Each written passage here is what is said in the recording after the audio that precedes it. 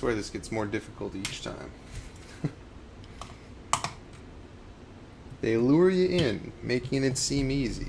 And then next thing you know, technical difficulties.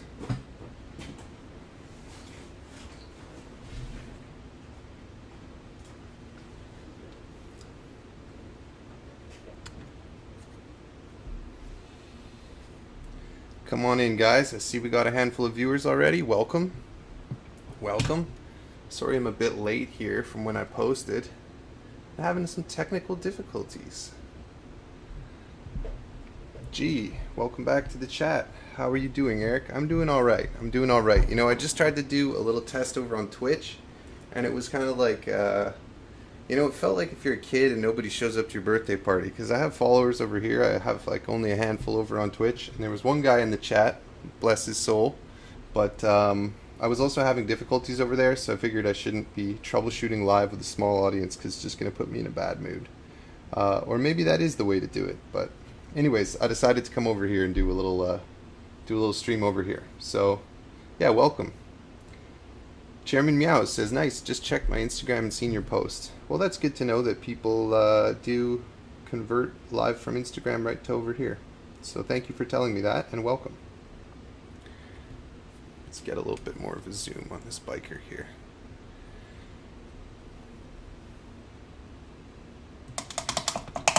Crazy9310 says, hi Eric, I hope you're doing well. Love from Ohio, USA. Your content has helped me improve and gain confidence so much. I just wanted to say thank you. I'm glad you stopped in to say that because I appreciate that. That makes me happy to hear that it's had a positive effect on you. Have you been building anything? Plaid PVC Pipe says, howdy. Welcome, Plaid PVC Pipe. And Levi Smith asks, what made you decide on Night Lords for your Chaos Army? Well, I read the Night Lords Omnibus by Aaron Dembski-Bowden, and I thought that they were really cool after that. I always thought they were kind of cool, even when I was a kid and I only played Warhammer Fantasy, on account of...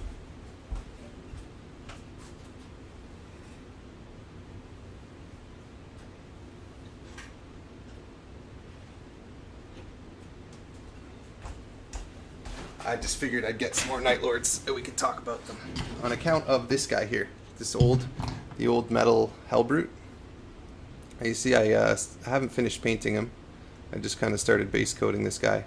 But I remember seeing this guy with the lightning crackling all over him in a rule book somewhere. Probably in the 40k rule book. I used to have the 40k rule book even though I didn't play 40k, and I would just look at the pictures. And I always thought this guy was really cool. So when I read the Aaron Dembski-Bowden books, having already seen that guy, I was just like, sure, let's do Night Lords. While I'm out of here, let me show you guys my little Contemptor. He can do the little cha-cha. Right? Not bad. He's not very well painted. I made the mistake of, like, I bought him used, and he was already, like, primed, but, like, kind of like an ugly Zenithal prime, and I started painting right over that instead of starting from scratch, so he's kind of a mess. It's kind of a mess. Lots of people coming in the chat. Hi from Germany. Hello. Thoughts are heresy. Crazy9310's been building some scatter terrain and finally putting the paint on the minis they've been terrified to paint for years. That's the way to do it, man. Just dive right into it. You can always repaint them or get more minis, but time hesitating is time wasted. I want to show you guys these guys. These guys, you guys are probably, if you played Chaos or no Chaos, so familiar with the Greater Possessed models. These are, of course, classics at this point. But have you seen the Forge World Gal Vorbak done up like a Greater Possessed? Because I think they fit pretty well with them. And I'm pretty happy about that. So, yeah, that's pretty cool. I've got a full set of Gal Vorbak, so 5 more, so I could run a whole ton of Greater Possessed in a list, and that would be kind of fun, I think.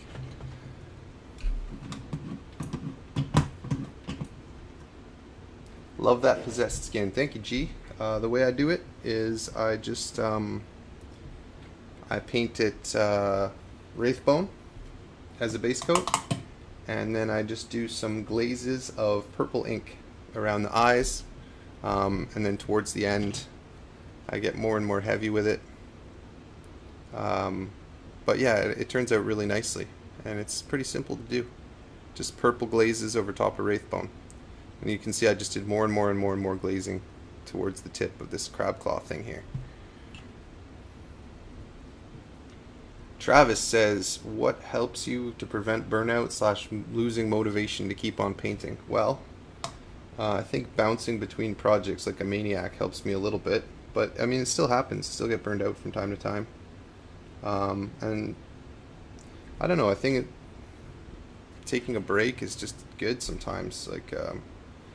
Like you know, I was painting these guys like maybe a month ago, and I just kind of put them on the shelf. They look like okay enough to put on the table at this point, but I want them to look better, so I'll just revisit them another time. I mean, it's okay.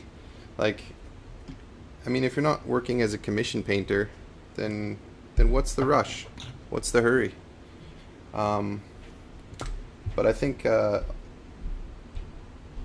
listening to like Black Library audiobooks for your particular army is probably a good strategy, because those things always get me pumped up. If you've never listened to them, then I would suggest checking it out. Rickard Buck says, yo, what's good? Do you have a Demon Prince? The answer is yes, I have 2. Let me go get them. I'll show you guys. Might as well, right? Where are you guys tuning in from, by the way? I see some Germans in the chat, but I'm always curious.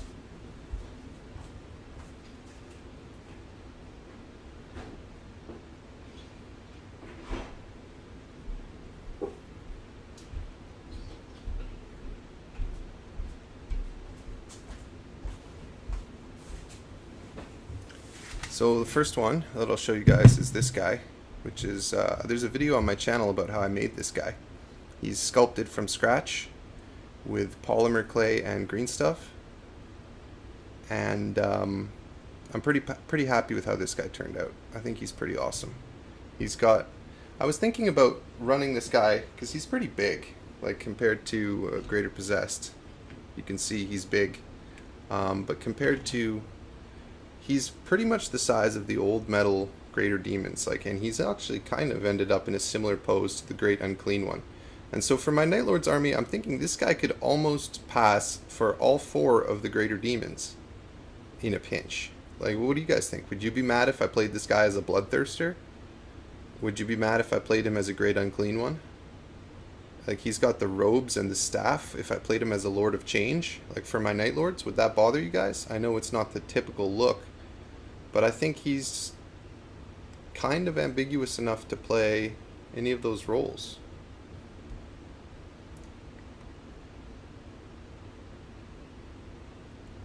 We got Argentina, Cortez Island, BC. Hey, Kirk's in the chat. Welcome, Kirk. Glad you caught one. S90, what a beast. Okay, let me show you my other, oh my gosh. Where's his sword? This is another Demon Prince. I just bought this guy on eBay. So it was already painted like this, and I see no reason to repaint it, because I'm pretty happy with how it looks. And actually, there's kind of a funny story with this guy. Is I posted a picture of him on my Instagram from I was having a battle with one of my friends, and some guy in the chat says, hey, that's my Demon Prince. And it was the guy who had put him up on eBay. And what are the chances, eh? I love stuff like that. Small world type stuff. And then my last Demon Prince is this guy. I also bought him on eBay. I think I will strip and redo this guy at some point, because he's obviously got this red armor, but I do like this model for 40k as a Demon Prince, because he's so clearly a Space Marine who's had a bunch of mutations and warp stuff happen to him. And this is a metal model, and it's solid as can be. But whatever they did here to attach the wings, some sort of putty, it's kind of a nightmare. But I mean, it kind of works with the Chaos Mutation, this grotesque mass of flesh. But yeah, this thing is a project for another day one day. I might even, when I do start hacking this guy up, I might reposition him so he's sort of crouching in like a predatory pose, which I think goes well with the sort of vibe of the Night Lords. Yeah. Heck yeah. Benjamin Wenham says, I'm chill with cool models being used as proxies. Good. Good, good, good. You're the type of guy I like to play with. Inconsistently, Jamie. I couldn't really see him as a bloodthirster, but the rest makes sense. Yeah, fair enough. I mean, he is covered in blood and thirsting for it, dripping blood into his mouth. But yeah, I mean, like all the demons have like a very specific aesthetic. It's kind of, you have to use a little bit more imagination.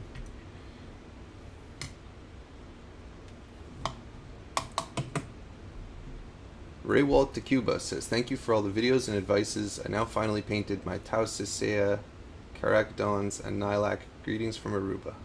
Aruba? Ooh. That sounds pretty nice.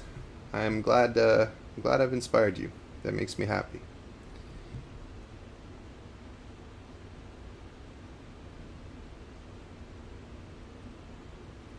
These bikers are strange because they're really old models. So you can see I've tried to update it a little bit. This one's the champion. He's got, I gave him this, what do you call this? Not like a twin link bolter. Storm bolter? Combi bolter. He's got a combi bolter here and a combi bolter on the front of his bike. And I also put these Terminator spikes from the Terminator kit on the back just to indicate that he's a champion when you compare him with this guy here, for example. I think that worked out pretty well. But they are old models and they're kind of weird because they have these like, I don't know if you guys can tell, but these edges are not like sharp. They're very like smooth. All the armor plates are kind of just like almost more organic looking. They're less smooth, less sharp, which actually makes them harder to paint. So I gotta give a shout out to Games Workshop for making their kits easier to paint as the years go by making the edges sharper and more things to easily highlight, because you actually have to kind of freehand some edges into these things here. Michael Krumreen asks, Eric, are you going to get the Kill Team box with those sweet green skinned commandos? In all likelihood, yes I am. That box looks really nice to me. Terrain, Steel Legion guys, commandos. Looks like a good box. You know, I like to criticize Games Workshop when they mess up, but when they do good, then I'm more than happy to give them credit. Do well, not do good. I don't know why. I just started to like deteriorate my own grammar as an adult for no reason. Brandon Ray says, highlight by numbers is more my style, but those models are dope. Yeah. The new models are easier to paint, I think, which is, you know, something that you don't always think about as a consumer, which is that sculpting a model, knowing that somebody's going to paint it, is an art form in of itself. To make it, you know, accessible to painters, to make painting some shapes and textures and things that people want to paint on there, and that's kind of a piece of calculation that often gets lost in the shuffle.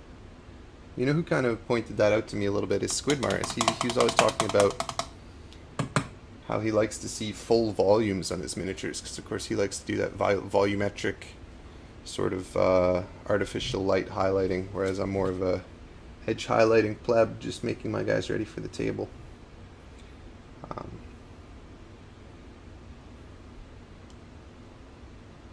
Levi Smith says, I'm dying at the lack of CSM stuff from Caradon. You know what?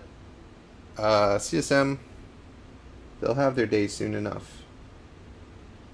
It is kind of disappointing that they just reprinted the rules, or at least it seems that way, with the Be'lakor stuff, rather than giving us anything new and exciting and interesting, but it'll happen. It'll happen. I honestly think that they're a part of Games Workshop strategy is to just be so inconsistent with the releases that you just start another army, because then they sell you 2 armies worth of stuff. And if you follow the Warhammer closely enough to be following the releases, then you're right on the cusp of, you know, you must be the type of person who, without too much persuasion, would buy a new army anyways, right? Or at least start a new army. Nightfire says, Eric, you didn't drill those barrels. Well, not yet, I didn't, but I will. I will. Yeah, none of them are drilled. You're right. I do drill my barrels. I do drill my barrels. My Gal Vorbak over here has a drilled barrel, if you want proof. There you have it.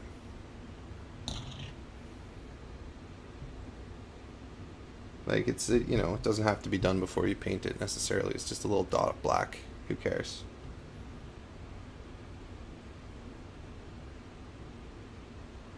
Woo1 says, I've been offline for a while. Have you worked on your ship in the meantime? I have not. I have other things going on. I'm actually going up to Canada later this week for a short visit. And I'm trying to get a different video ready before then. So I'm kind of just taking a little break from what I was working on before this, which you guys will see. But I have not worked on the ship yet. So the ship is part of actually a video that's a little ways out. So there's time. There's time. Benjamin Wenham says barrel drilling is overrated. Well, as long as you do like if you paint a black dot in the center of the barrel, then you don't have to drill it. I would agree with that. But as far as the smooth silver front of the barrel, I don't really like that. And actually the recent Kill Team set, some of the guys didn't have drilled barrels, and I saw some people posting about that.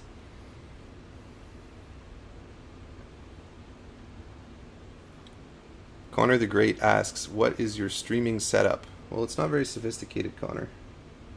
It is... I have a Blue Yeti microphone right here. I have some SteelSeries headphones on my head. And I could be using the mic on these, but I just have this one already set up for my YouTube stuff.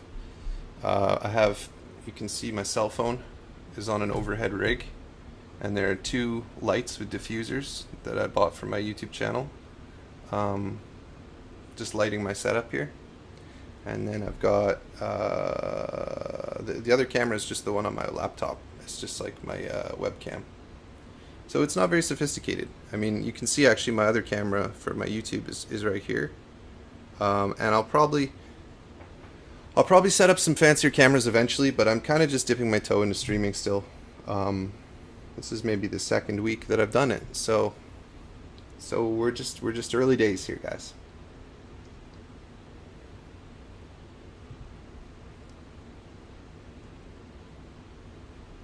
Levi Smith says, thankfully the gas masks make the painting easier than faces.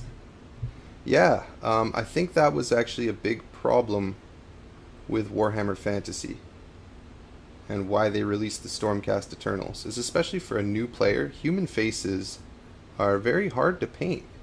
And to have an army that consists of hundreds of little humans like the Empire was, is not beginner friendly. Not at all like the way Space Marines are, which you paint them your favorite color and then they look pretty good at a distance. The human eye is designed to detect when a human face looks funny. If a human face is close but just a little bit off, that's the uncanny valley that many of you may have heard of, and it triggers feelings of revulsion and terror in humans. And revulsion and terror when you see your own miniatures is not a good feeling. So I can understand why the desire to make a fantasy Space Marine to lure in the new players for all the beginner box sets, because yeah, human armies are not for beginners. And you know, as a kid I was scared to paint humans. I started with orcs. Orcs are very forgiving. Paint them green. They've got huge deltoids and stuff that it's hard to screw up painting. Big brutal faces that if you make them look a little weird, it's whatever, you know. Oh, this guy's eye is messed up because, you know, he's got a scar. So, yeah, the things to consider. Which one of these is darker? These are like the same bloody shade. It must be this one. Oliver Schnell says, hi Eric, greetings from Germany. Love your videos, your humor is impeccable. Not a gamer myself, but I take inspiration from your work for dioramas I build. Awesome, Oliver. What kind of dioramas do you do? Historical? Fantasy? Like scientific? Contemporary? I love the model train stuff, the contemporary stuff. Well, usually model trains is almost like historical now too, because it's always like idealized little villages from the 50s or something, with like a cute little main street.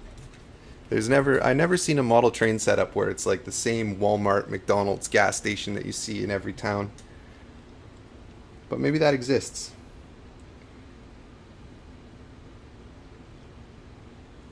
PDX Raven, why Night Lords, my dude? Well, you must have just tuned in because I just talked about that earlier. The short answer is that I read the Night Lords Omnibus by Aaron Dembski Bowden, and I saw this guy in a 40k rulebook when I was a kid. And those two things together, I started building a Night Lords kill team, and blew right past kill team, never played a game of kill team, and now I have a 40k army that's Night Lords.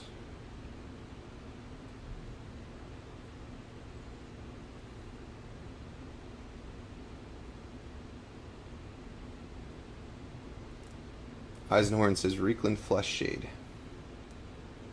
Yeah, I think you know what actually, you know what looks really good is actually the Guilliman Flesh contrast paint. I'm really impressed with that stuff. Let me show you guys the results of that.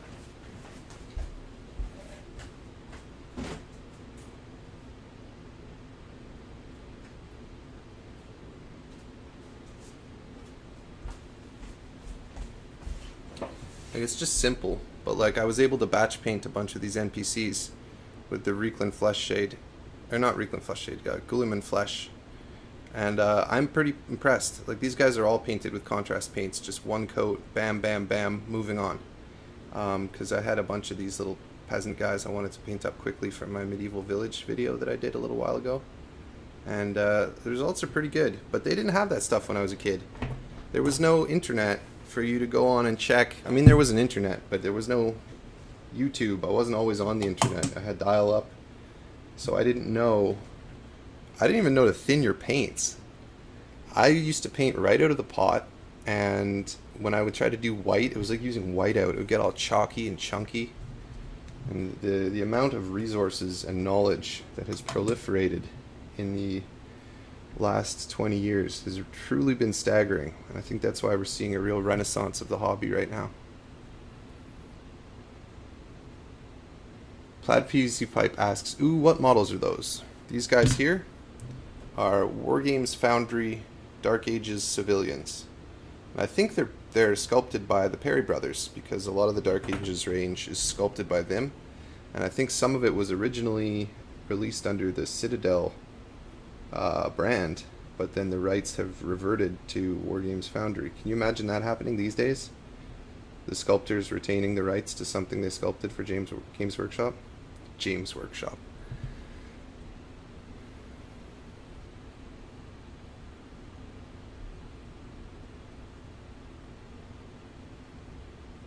But yeah, Wargames Foundry is really cool if you guys like the old hammer aesthetic.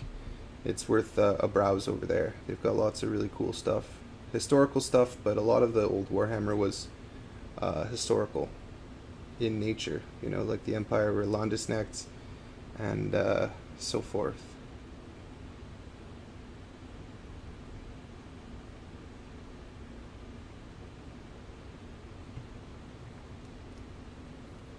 S90 says Secret Primarch Villagers. Huh. The Reptile, greetings dude, watching you paint while I too paint. Currently working on Venom from Marvel Crisis Protocol.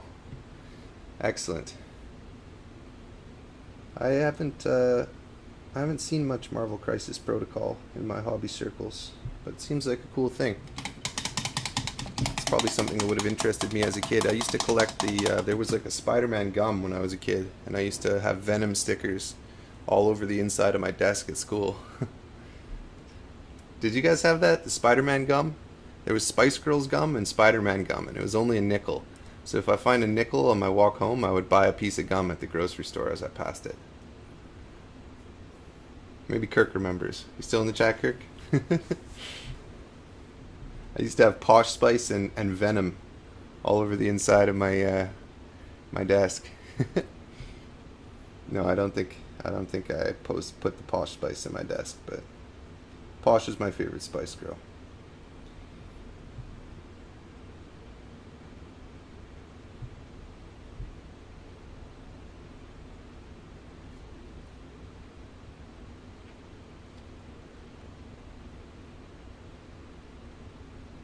Dark Morning Films. Saw your live and had to pop in to say hi. I love your stuff. Thanks for all you do. Oh man, appreciate that. Thank you.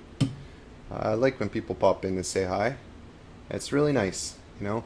There's a big community here, and sometimes it seems sometimes you forget how many people, like, you see the views of a video and it's like, wow, that's a small town worth of people watch that video, and so it's nice to actually hear from them from time to time. So thank you for just popping in. Inconsistently, Jamie says, how do you settle on paint schemes for your army? I'm finding it very hard to settle on any particular scheme, and procrastinating has taken a few years with my Tomb Kings now. Well, Goobertown Hobbies has some nice methods of doing this, where he mocks it up in, what do you call it? He uses PowerPoint. So he actually makes like an outline of the figure, and then he'll just use fill tools in PowerPoint. He has a video about that, so you could check that out. But what I actually like to do is I will do, like, literally I'll take something blue, like this comb here, and say I'm thinking about painting that wheel blue. I'll just hold it over the model, and then I can kind of visualize what that'll look like on the model. Like super, super low tech. Like, maybe a better example would be these guys. Like, should I paint this guy's pants blue? Nah. Looks like the sky too much, you know? So that helps. I'd say don't be afraid to do a couple test models, especially something like Tomb Kings. You probably have, what, like, at least 40 skeletons? Take 5 of them, prime them up, paint them 5 different colors. Like, what, is it going to really kill you to repaint 4 skeletons? No, it won't. Just paint bravely, my friend. I like that. I'm coining that. Paint bravely. You heard it here first on Eric's Hobby Workshop live stream. Paint bravely. Trademark.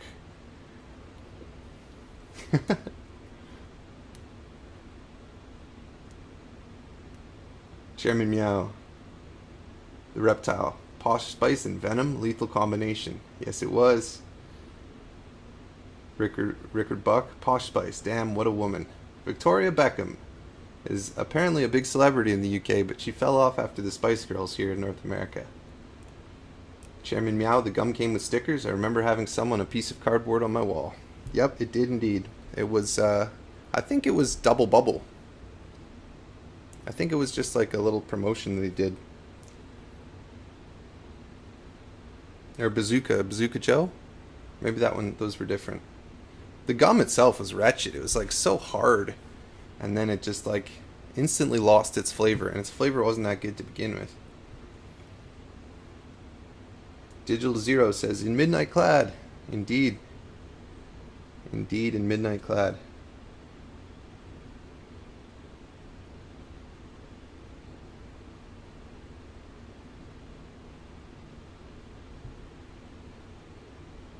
How's the picture and frame rate and everything, guys? Can I get a quality check? Chairman Meow, probably Bazooka Joe getting retro flashbacks. Haha. Yep. Dan Walker, she's not as much of a celebrity anymore though. She was a fashion icon for a while, but that was pre-2010. Yeah, that makes sense. Celebrity cultures doesn't often... Stardom doesn't age with the starlets very often, unfortunately.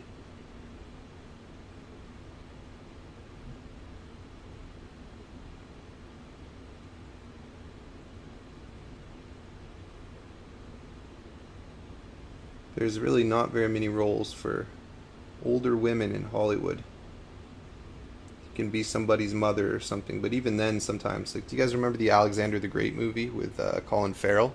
And they cast Angelina Jolie as his mom, and she's like a year older than him in real life. And it's like, what are you doing? Like, you get like a Helen Mirren here or something, like someone that actually is conceivably his mother. This is just silly.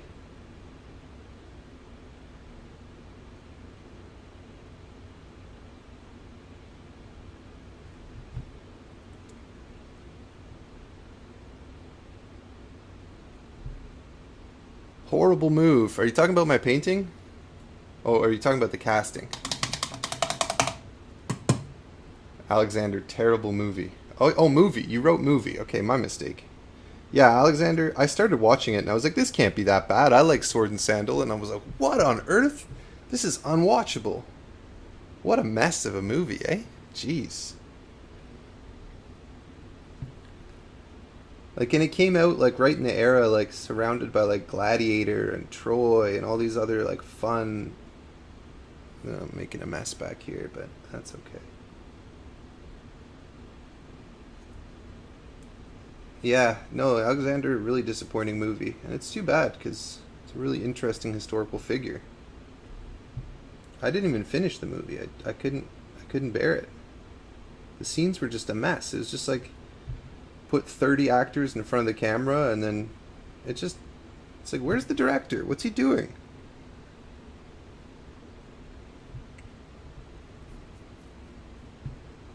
Russian Quill. Excuse me? Have you not heard of our dames? Are you talking about like Dame Judi Dench and stuff? Of course I have. I love older actresses, but it's just a fact they don't get as many good roles as older men. Like, where are the franchises that are headed by older women, like a Liam Neeson or something, like, or Steven Seagal? Like, that guy's been past his prime for so long. Like, have you seen Steven Seagal's new movies, guys? They're insane. There's one, I can't remember what it's called. It's called like American Sniper. No, it's called Sniper Special Ops. And he's so overweight that he spends most of the movie in a chair. And now he's got this like, he talks like an old blues man now, and he's just gone so far downhill that there's no way he should still be making movies. But I guess that's a different. He's not getting cast. He's literally making his own movies. Um, but yeah, older women tend to get supporting roles. There's no Taken for Dame Judi Dench. There's no, you know, uh,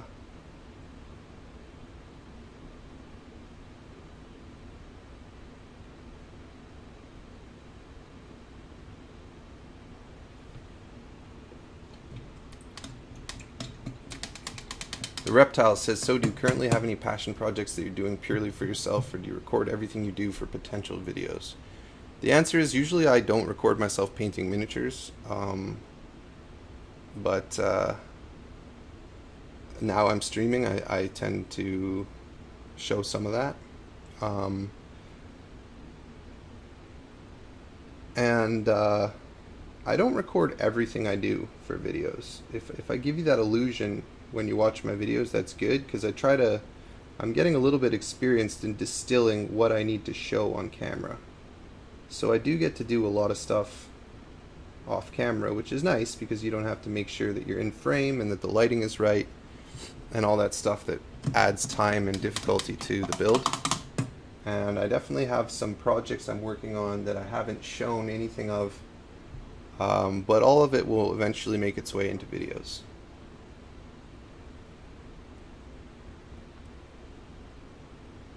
Scott Daniker, what size / make of brush is that? That's a good question. Oh, it's a Winsor and Newton Cotman size 0 111 round redondo.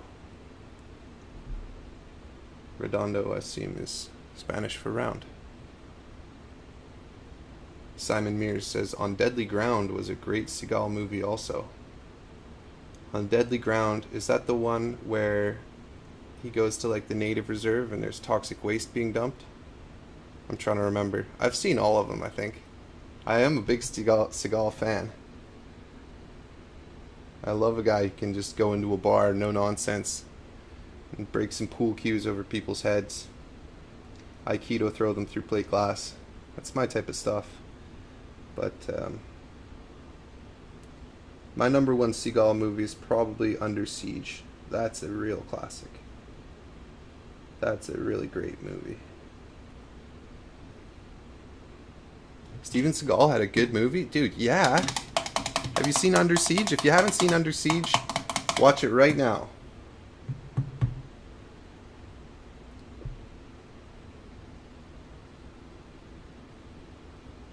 Brandon Ray, though he's worked with Anderson Silva in the past, Seagal is very tight-lipped about his chair martial arts techniques.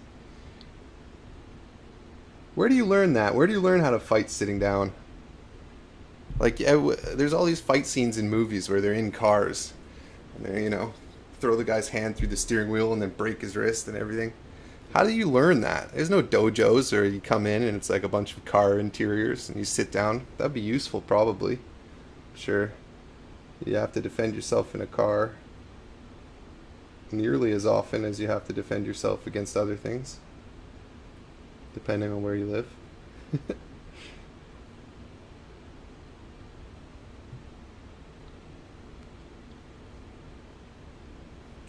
When I think about chair martial arts, it makes me think of that Britney Spears music video where she's like dancing in the chair and spinning the chair around.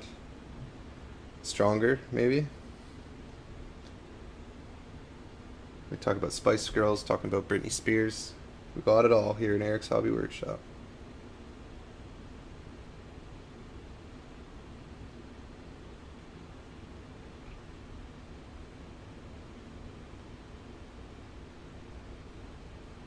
Levi Smith says, when it comes to martial arts, Jackie Chan is the master of awkward fights. Jackie Chan is the best, guys. I never appreciated him because his movies are kind of comedic, kind of light and fun. But watching those as an adult, or actually once I'd trained some martial arts, just watching Jackie Chan, like it's not... the choreography is just out of this world. Like in a Jackie Chan fight scene, it'll often be like, somebody will throw something at him and it'll knock him back into a chair, and then he'll spin around in the chair and he'll kick some guy from the chair. He'll throw the thing back to them. He'll jump up. He'll do like a pike jump through the rungs of a ladder, and then he'll jump 2 stories down doing a flip onto some hard surface, and then 2 guys will attack him, and it's just like one continuous shot, and it's like, oh my god, this guy is an absolute master. He's a legend. He's just... there's nothing like it. Like it's literally not comparable to other martial artists because he's not trying to show himself defeating. Like Bruce Lee stands there, you know, makes an intense face, thumbs his nose, close zoom. Then he kicks a guy over here in the face. Then he kicks a guy over here in the face. Then he kicks a guy over here in the face. Then he kicks a guy over here in the face. And the guys are in a circle standing around him. That's not what Jackie Chan does. Jackie Chan is doing a choreographed action scene. It's not a fight scene, it's an action scene, and fighting is part of it. And you know, Jackie Chan will be... have you ever seen Bruce Lee, like, roller skating behind a car on the highway? Of course you haven't. That's a Jackie Chan thing. Have you ever seen Steven Seagal do that? Have you ever seen Jason Statham do that? Have you ever seen any action star in the entire planet do anything like a Jackie Chan action scene? The answer is no. The answer is no. There's nobody like Jackie Chan. He's in a league of his own. He's not even the same genre as these other guys, being honest. DK Blap says, agree, the Jackie Chan choreography is amazing, but the storytelling is usually very linear. Yeah, I mean, it's not... the stories are usually very one-dimensional because they're just a vessel for Jackie Chan's choreography. Like, it's not...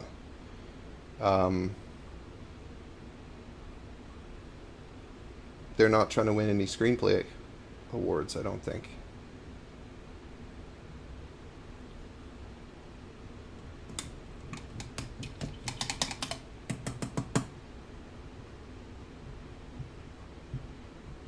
Brandon Ray says the YouTube boxing matches discussed last time should be chair matches.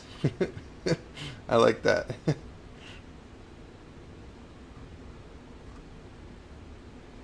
Calamity said, I didn't come here for a Jackie Chan soapbox, but I'm staying for it. Right on, dude. Yeah, you know what's a really great movie? Is The Legend of Drunken Master. That's something else they do, which is interesting, because they do this choreography with the Shaolin lances. And I don't know much about the Shaolin lance as a weapon, but I know that in like reenactment fighting and LARP fighting, if you have a spear, it's a really dangerous weapon because it's so rigid that even if you're not trying to hit somebody hard, just poking them with something rigid is really dangerous. And so it's hard to have a reenactment spear that's safe. But in the Jackie Chan movies, the Shaolin lances, they bend like crazy. Like, they're really, really flexible. And they work that into the choreography so that they're having kind of almost like a pool noodle fight, but with a blade on the end. And it's really something special. I don't think that that's what any historical weapon was actually like whipping around on a thin pole like that. But they've kind of adapted to the Shaolin lance and turned it into something all of its own. That's really fun. Yeah.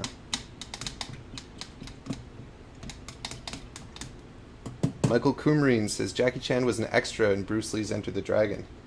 He was, and I think Bruce Lee hit him in the face really hard too, because that was kind of Bruce Lee's thing. It's just like abusing the stuntman.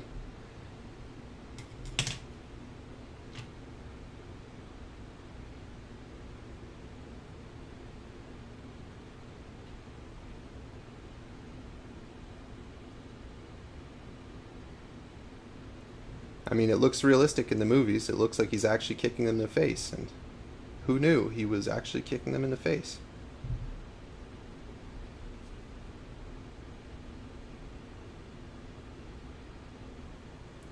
Bruce Lee is almost like Bruce Lee's movies are almost like westerns. Like when I think about like the close-ups on his face, that's very like a western sort of way of filming it almost. Like he has these showdowns, like the showdown that he has with Chuck Norris in which one is that at the Coliseum? Return of the Dragon? No. Fist of Fury? I forget the names. But he has a showdown with Chuck Norris at the Coliseum, and there's like a whole sequence of them just staring each other down and getting undressed and stuff, and like that sort of build up is very much like a western thing. The standoff, so to speak. Keld Hansen's saying milk, milk, milk, milk, milk, milk, milk. Is that a bot? Do I ban him? What do you guys think? Should I ban Keld Hansen for milk posting?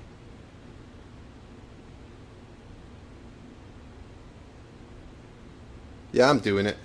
I'm timing you out, Keld Hansen.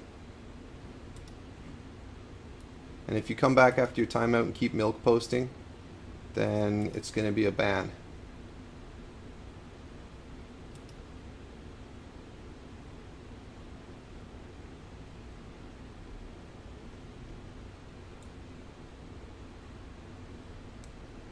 Fan Rose says, you thinking about Double Dragon? Double Dragon is a video game, right? That's Bimmy and Jimmy. I used to have Battletoads Double Dragon video game. Oh, I just trashed my edge highlight here. But that's okay.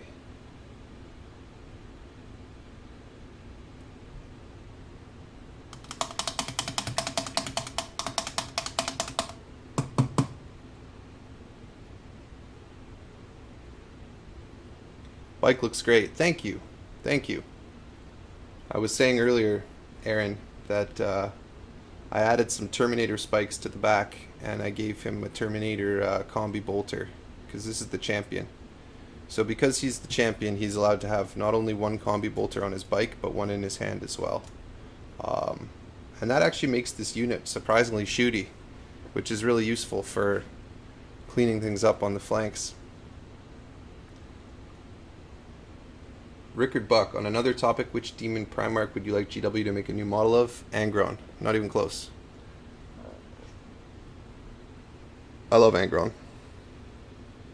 He's so silly. There's a Double Dragon movie? Get out of town.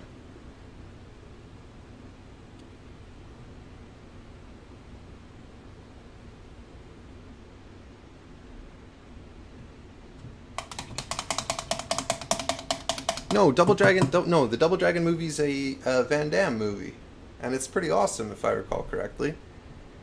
It's not based on the Double Dragon video game.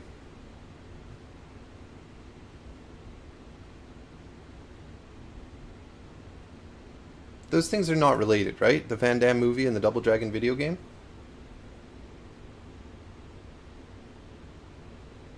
Table Ready Gaming says, not to steal your chat, but the Night Lord books are some of the best 40k novels if you hadn't read them. No, totally agree with you.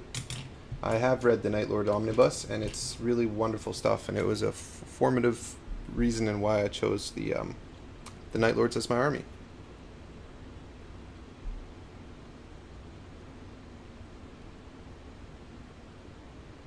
I feel like we'll get Fulgrim first, but I'd love an Angron model.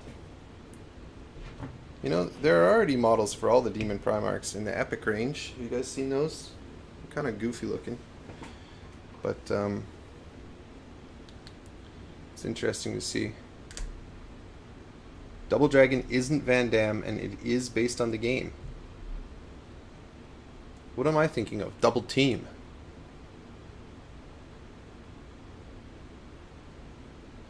Hell yeah. Alright, I'm gonna have to check out the Double Dragon movie. I love stupid movies. B movies.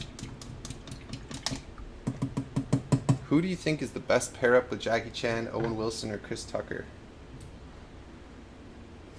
That's a good question because they're both really good.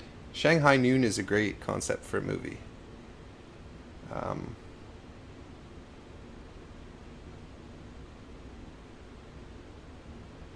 That's a good question. It's a good question. I don't know. It comes down to preference. I like them both.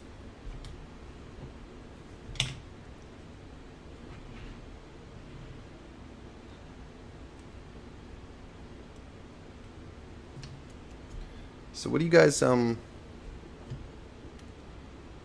Chris Tucker was funnier. That's a fair point. A fair argument. I think Owen Wilson has a good there's a good dynamic with Owen Wilson because if I recall correctly, he was really kind of like a pacifist character. Like he was kind of in the back going, "Wow, wow," while Jackie did all the fighting. And then kind of take credit at the end in a sort of knavish way. Whereas Chris Tucker was inexplicably a good fighter in Rush Hour as well. Once things actually came down to it. But no, Chris Tucker's great in those movies still. Who would you have play you in a movie? Me? Well, that's a good question. In Eric's Hobby Workshop movie. I think maybe like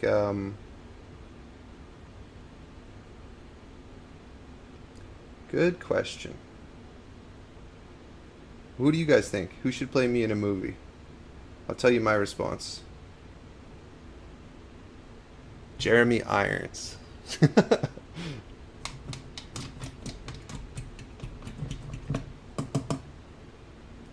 No, who? Who would play me in a movie? It's usually supposed to be somebody younger than you, right? Because then they can show your origin story. Someone said Gosling. Gosling's like a little bit older than me, I think, but that would be fun. That little Mona Lisa smile he does. Yeah. Yeah. Danny DeVito.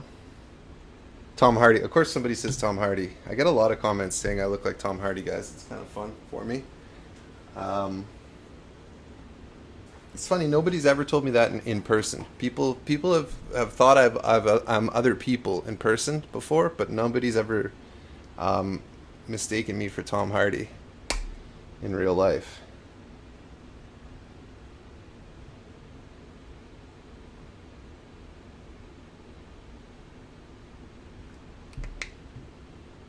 Robert De Niro. That's not bad, huh? A little De Niro, a little bit of CG, age him down a little bit, like the Irishman. Who can tell the difference, huh?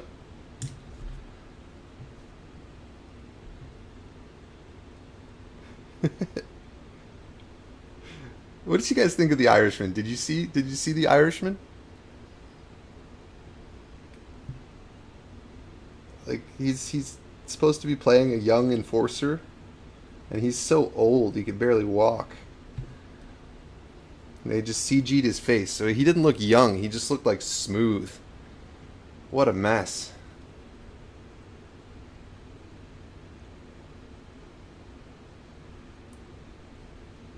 Inconsistently Jamie, I rate that accent. I like that. Hey, Stevie B, Jim Brewer the comedian. I like that one. I like Jim Brewer.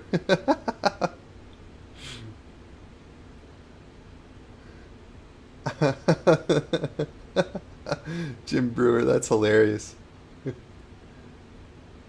I used to watch Half Baked all the time with my friends.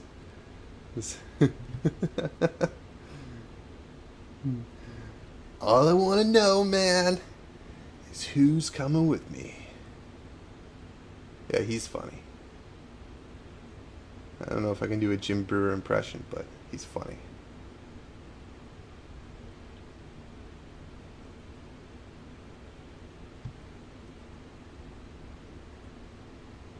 Levi Smith, those Terminator spikes are such a great addition to the back of the bikes. Yeah, thanks. You can tell they're curved a little bit, so it was actually kind of hard to do it. But I just put them on the champion, so you can tell he's the champion at a glance. The other guys are still normal, but yeah, it does work really well. I didn't put spikes on my Terminators because I prefer the sleeker look. I figure I like the thing that made me fall in love with Terminator armor was like Space Hulk and the idea of like going through like a wrecked spaceship. And I figure if you were going to be going through close quarters like that, you're already in bulky Terminator armor. The last thing you would want is more spikes on your back to add to your clearance. So that's why I didn't do the spikes on their backs. I also thought they'd probably make the models more fragile. Since I've moved a million times in my life, I'm pretty sensitive about that. Ron Silva. Hey, Eric in chat. Welcome, Ron. David Beckham. Chris Pratt. Peyton Manning. Must be the forehead. Peyton Manning has a big forehead. I have a little forehead, dude. Look at that. That's like an inch. My forehead's an inch. It's a 3 head. Maybe it's just the way my hair's combed right now.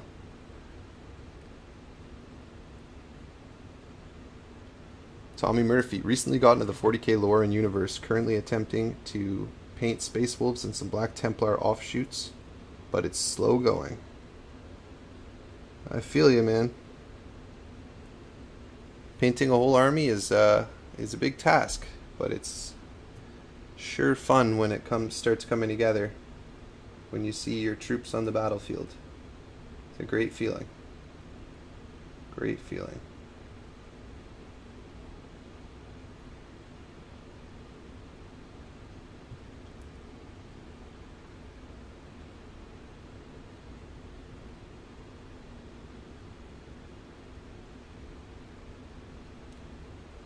Do you like Grey Knights? How about the new Castellan Crow model? I don't have any strong feelings about Grey Knights at all. What are they, like Psyker Astartes that have the Emperor's Gene Seed? That's kind of cool.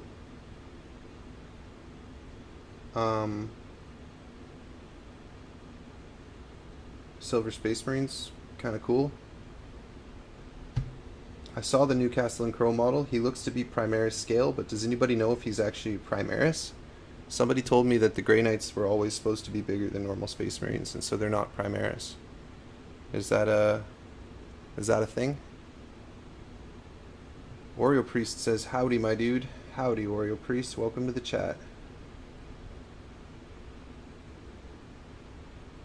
Hey, the guy who posted all the milk, who posted milk like 100 times, is gone. Or maybe his timeout just hasn't ended yet. Hard to keep track of time in a stream. How long have I been streaming for? Almost an hour? Strangely, he isn't Primaris. Yeah, see, that's what I thought. So Grey Knights are not Primaris on account of they were already bigger, and there's some lore reason. But he has, I saw somebody broke it down a little bit. He's got the bubble of armor on the outside of his ankle, which is what, I forget what the Primaris armor is called, Mark 10. Oreo Priest, he looks firstborn but bigger. Yeah. Adam Vicklin's in the chat. Hey Adam, how are you?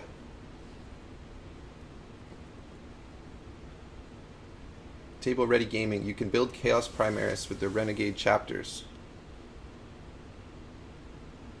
Yeah, I mean, Chaos got kind of a rescale on their last round of releases anyways, so let me show you guys.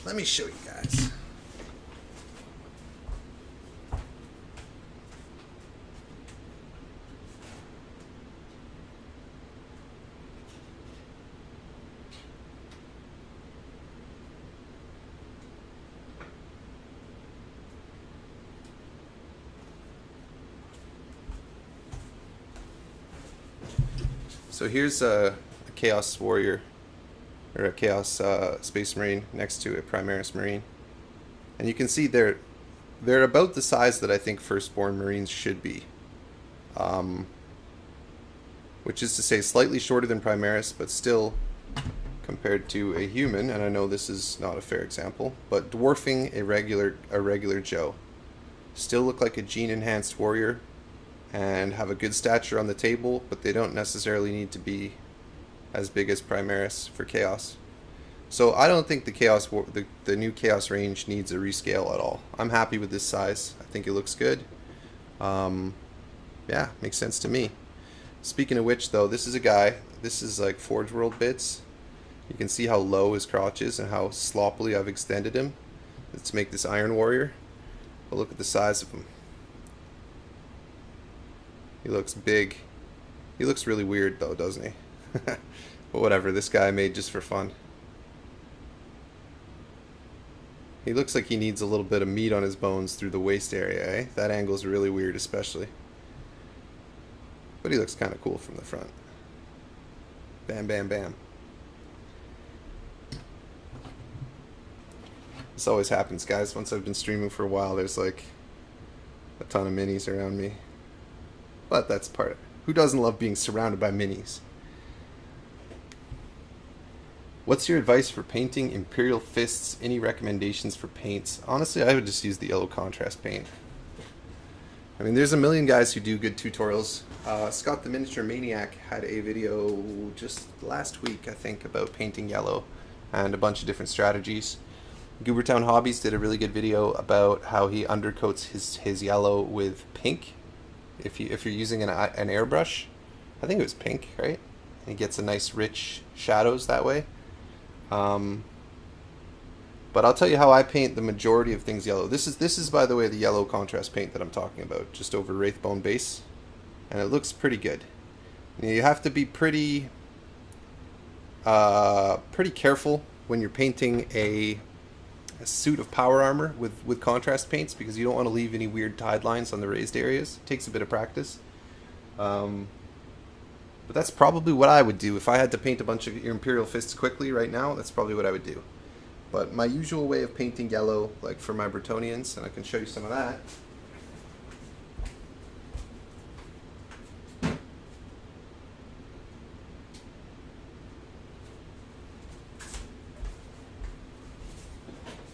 Like this is just Averland Sunset over a white base coat, and then I highlighted it with this Flash Gets Yellow.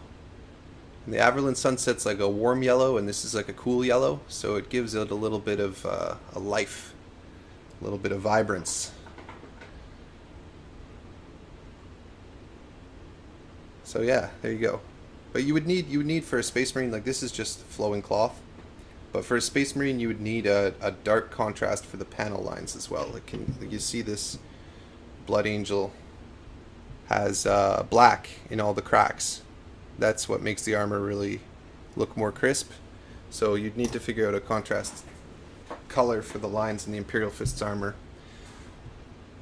Look, I've never painted an Imperial Fist. You shouldn't listen to anything I say. Stevie B, my wife calls me a nerd. Like lovingly or like abusively? My wife doesn't call me a nerd, I don't think, but I definitely have nerdy interests. Don't we all? Adam Vickland, I'm alright, painting some of the Frenzied Mob from the Mordheim Empire in Flames. How's NYC treating you? Great. Dude, Frenzied Mob is rare. Nice find. That's very cool. I'd love to pick up a Frenzied Mob one day. I love NPCs, like just the average people. I'm always interested in the average people that exist on the battlefield when there's no battle happening. So the Frenzied Mob are up my alley.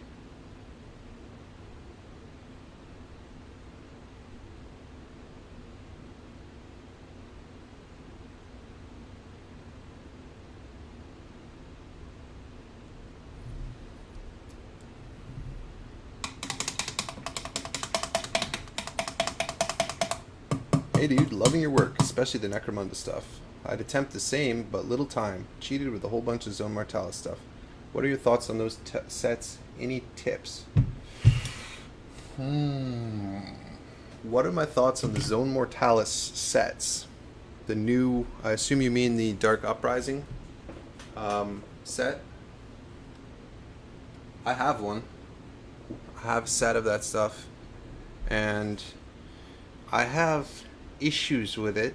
It's nice looking stuff. I've seen a lot of really cool builds done with it, but the look of the individual column, that one unit that's covered in, Gothic arches, if you repeat that too many times over your build, it does kind of stand out. And that's my biggest issue with it, is it's so instantly identifiable. And I try to avoid that. I try to avoid shapes that leap out to your eye as something that you can instantly say, oh, that's from that kit, or that's a Coca-Cola bottle, or, because I think it does hurt the immersion of feeling like you're looking at a little setting when you can instantly place something in another world. So that, I have mixed feelings about it. Like I said, I have a box of that stuff that I'll use at some point. You know what I would do is, if I were to do it again, like I made the mistake of, I already built them all into little sub-columns and wall sections, but what I would do if I hadn't done that is I would make like a Space Hulk interior with that stuff, because I think that stuff would look really good as like an interior corridor of like a Grimdark, either spaceship or Underhive thing. I think it's better as corridors than it is when you start stacking them up, because I don't like the look of the stacked Gothic arches so much. Another long answer for a short question. Hey, how you doing? What do you think of the new 40k orcs? I think for the most part they're quite good. I have a few gripes and nitpicks. One of them in particular of the orc boys, I think his face is really ugly. He looks like a Gamorrean guard, except worse. The guy with the spike on his hat. But most of them are very good. GW did good, is the overall review. It's an overall review of GW done good. I'm not so into the what are the beast snagas or whatever, the feral orcs. That's never really been my thing. I mean, you got Warhammer Fantasy if you want feral orcs. That's how I feel about that. Howdy all. Evening, Eric. Welcome, guys. Welcome to the chat. Tim Baxter, great idea. Thanks, mate. You're welcome. The Reptile. Do you have a mini that you've always wanted to paint, but for whatever reason, never have? That's a good question. Yes. You know what I've always wanted? I've always wanted the Marauder Giant. You guys know this model?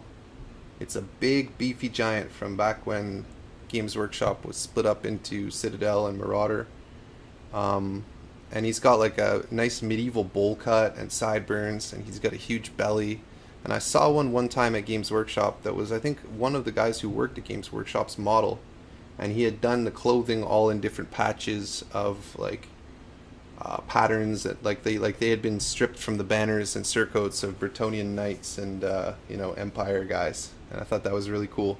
But I've never found a Marauder Giant in a price that I can justify, because I already have the Albion Giants, so I have two Giants for my armies already. And one day I'll get that Marauder Giant, because I do like that model a lot. Should I paint some of this guy? Don't really know where to go from here. I guess I could do some lightning. Let's do some lightning, eh?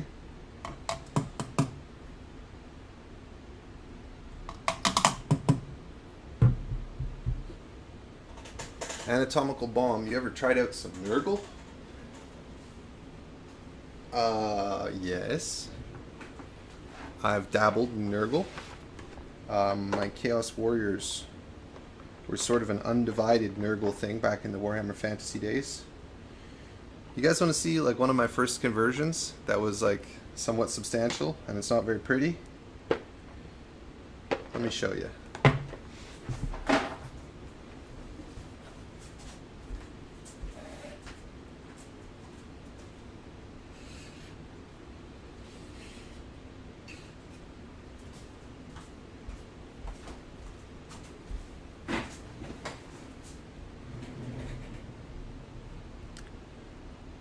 This guy. This is the first sculpting I ever did with putty. Is this guy's big, silly looking torso and weird arm. And he's based on the I'm trying to remember the name. Obviously he's got Chaos Warrior pieces into him. But Egrim van Horstman, I think, is the name of this Chaos Lord that he got the legs from. But I did this ages ago. You can see his spear is broken and it's been re-glued many times. But yeah, I was really proud of this.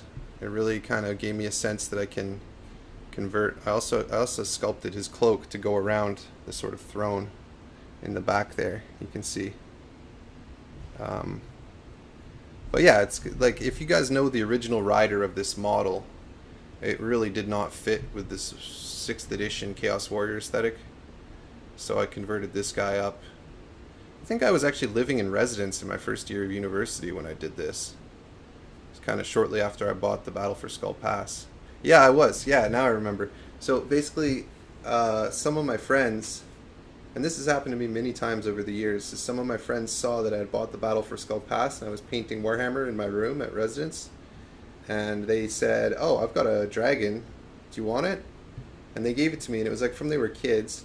And it's this dragon, and it was all broken up into pieces, and it was like had really, really thick white primer on it, and painted like that old blood red paint, and it just looked horrible. But all the pieces were there, so I got all the pieces together, and I put them in a plastic tub, and they had on the walls of the residence they had like Purell. And I just put like a whole ton of Purell in it. I just stood in front of the machine pumping the lever until it was like 1.5 inches of Purell. And then I took I stole a salt shaker from the cafeteria. And I put the Purell in the salt and scrubbed it with a toothbrush. And that was the first time I'd ever stripped a model. And then I built this bad boy and converted the rider. And yeah. Here's the result. Pretty cool. Pretty cool. I'm going to put him back. I'm not just going to leave him on the table.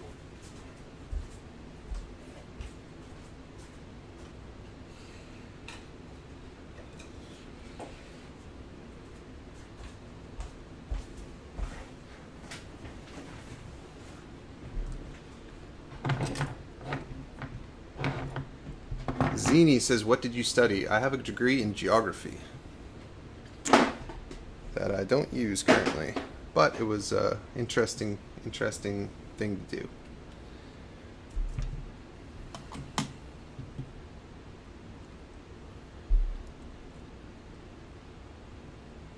I just started my first Warhammer build, Morgoth's Crushes. Do their models have a lot of mold lines? Having trouble discerning what are mold lines and what is detail. Not as obvious as WizKids. I can't speak to that specific kit, but I mean, if you can't tell the difference between a mold line and a detail, then paint it like a detail. It's whatever. Kurt Geyer says, and an MBA. Yes, I did a Master's of Business Administration after my geography degree.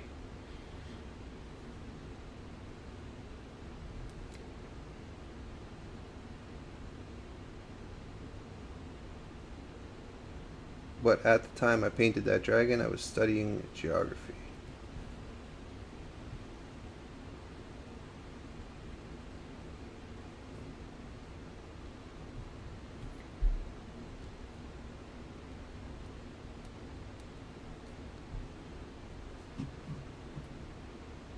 I think I want a bunch of Cadian squads with salamanders and table them together as a battle group. Sounds like a good plan.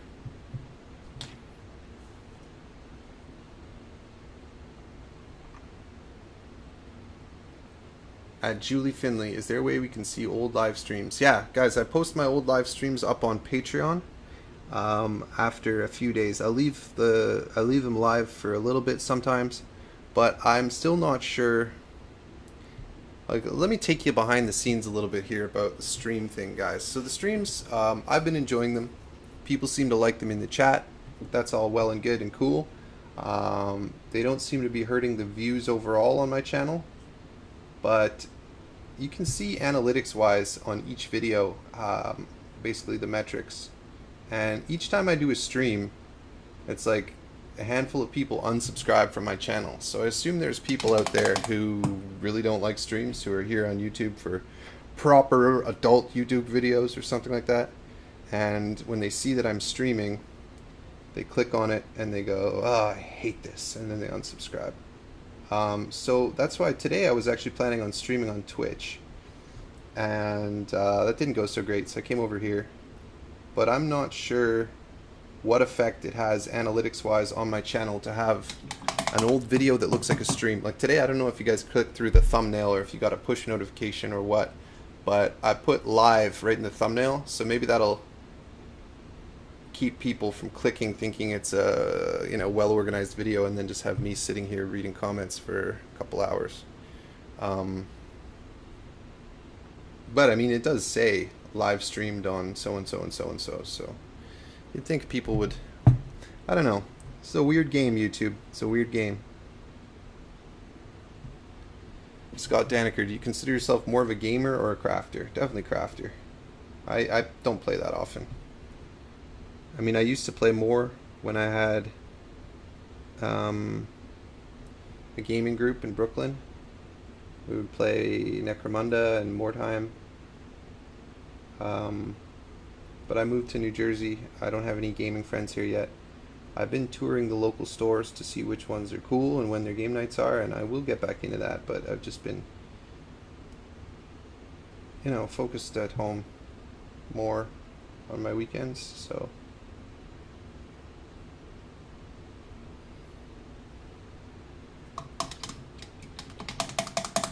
Haha says, how dare the guy I'm following for miniature painting is painting miniatures?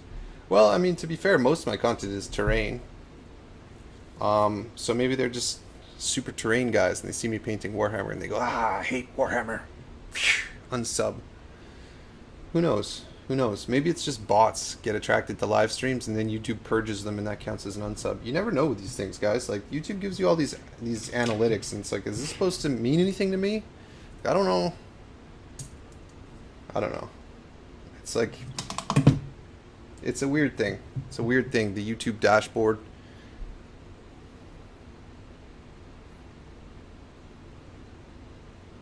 DK Blap, have you created a Twitch account yet for us to follow? Yes, Eric P. Locke on Twitch. Sorry, not Eric P. Locke, that's my name. Eric's Hobby Workshop on Twitch. All one word. Yeah.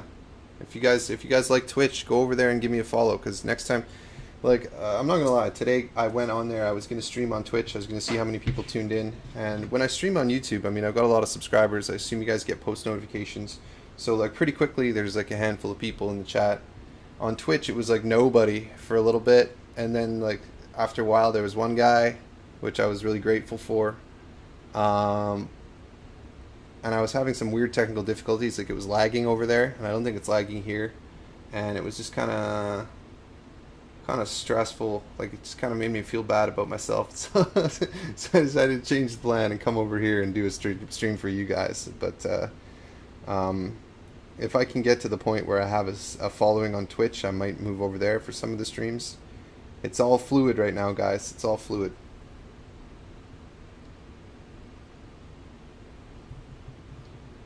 Adam Vicklin, does pushing the bell do anything for the channel itself, or does it allow YouTube to send notification when you post? I just click on my subscription tab and can't see anything I'm subbed for. Yeah, I don't know, man. I think the notification bell means that you get push notifications for every video. But it's opaque. Like, I don't really know. Like, YouTube in the back end, they make these videos for creators, for those of you guys that don't have a YouTube channel. And like, if you watch them, they're just like really badly produced, like with really bad sound quality and stuff, and they're hard to watch, and it makes you wonder, like, does this person even know what's going on? And like, they'll give you pieces of advice like, if you have a video that goes viral, try to make more viral videos. And it's like, thanks, man. That's super helpful, you know, like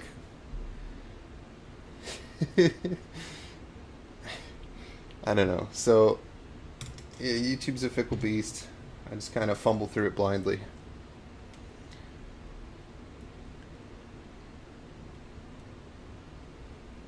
The Reptile says, do you enjoy collaborations with other creators or do you prefer solo projects? Good question. I like them both for different reasons. It's fun collabing with other people sometimes because, you know, usually you make like a little dedicated chat and you can keep updated with people and get inspired by each other's work in progress. And, you know, depending on what the actual collaboration is, sometimes it helps. Like when I did one with Miscast back in October, and he actually sent me a piece of art to base my build on, which was helpful because I had kind of this fresh direction to go from that was external to my process, and that was really cool. Sometimes being in a collaboration is double-edged because there's deadlines associated with it a lot of the time. Like if it's just two people, you can usually say, oh, I need to push back a week because, you know, XYZ happened in my personal life, or because my dog ate my crafts, or whatever excuse you want to have, and it's usually fine. But if you get into a big collaboration like the Monster Bash that I was in earlier this year, yeah, there's too many people and you can't postpone that. You're just going to be posting late, and that's no fun. So realistically, those deadlines are pretty fixed. And if you guys notice, I actually released my Monster Bash video the day after another video. And that was like a real marathon editing session, trying to get both of those videos out. So sometimes it helps to have a deadline, but sometimes it just adds unnecessary stress. And those are kind of the main differences between collaborations and solo work. Solo work, sometimes I'll go down a rabbit hole where I'll make something. I'll be like, you know what, I just did a big project, why don't I do something simple and just bang it out and release it quickly? And then I'll be working on it and I'll go, you know, this is maybe too simple for one video, why don't I add more stuff to it? And then I add more stuff to it, and then I go, you know what, I should add this other thing too. And then next thing you know, it's like 4 projects in one, and it's been a couple weeks since I posted, and it's a really bad feeling. But that's just a me thing, that's not, I don't think other creators do that to themselves necessarily.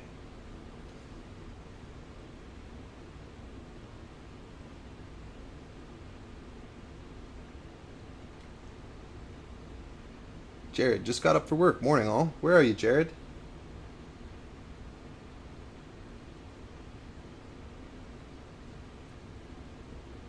Keegan Davis said, yo Eric, what are the pros and cons of chipboard versus paperboard? I'm looking to make some modular Necromunda Kill Team stairs and I haven't settled on material yet.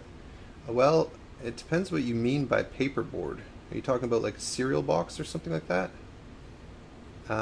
Because that's much, much flimsier than chipboard. Paperboard doesn't have a standardized meaning to me, so I can't speak very specifically without clarity.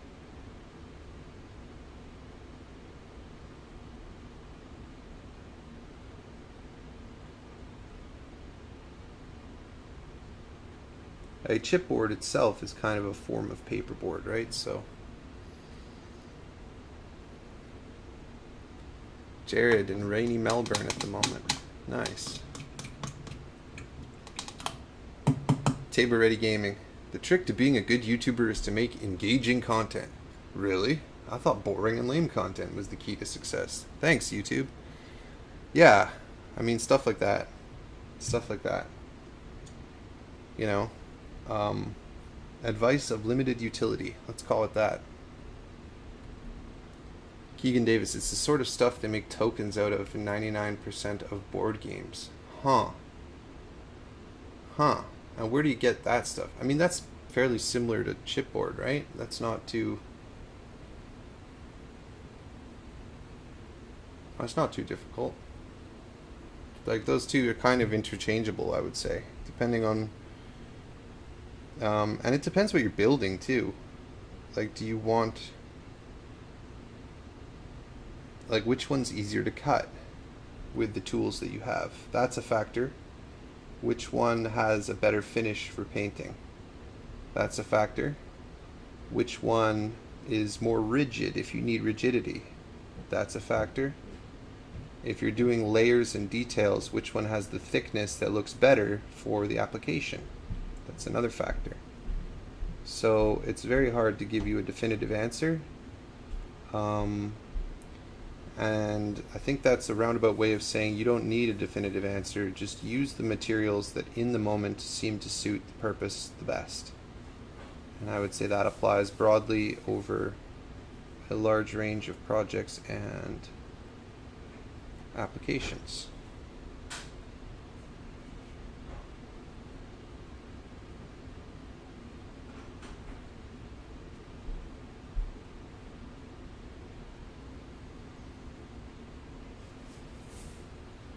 David Schnitt says, what do you enjoy more, painting or playing Warhammer? That's a good question. Painting is they're so different. Painting is like a meditative thing that I multitask while I do most of the time. If I'm not on stream with you guys, I'll be listening to a podcast or even watching TV or watching a documentary or hanging out with my wife, watching some stupid reality show. But playing Warhammer is a social thing where you sit down with somebody else or stand up, depending, and you have to have a huge chunk of time allocated to it, and it's an undertaking, like to get all your models out on the table, and the table has to have terrain, and maybe you have to transport yourself and your models to and from wherever you're battling if you're not battling at home, and you need to have your army list prepared, and you need to have your rules prepared, and you need to have so many things done in advance. It's not something you can at the end of the day pop into easily like painting is, but it can be tremendously fun to see your army laid out, to get that dice roll where you get the sixes you need and your opponent is upset but you're really happy and the tide of the battle changes.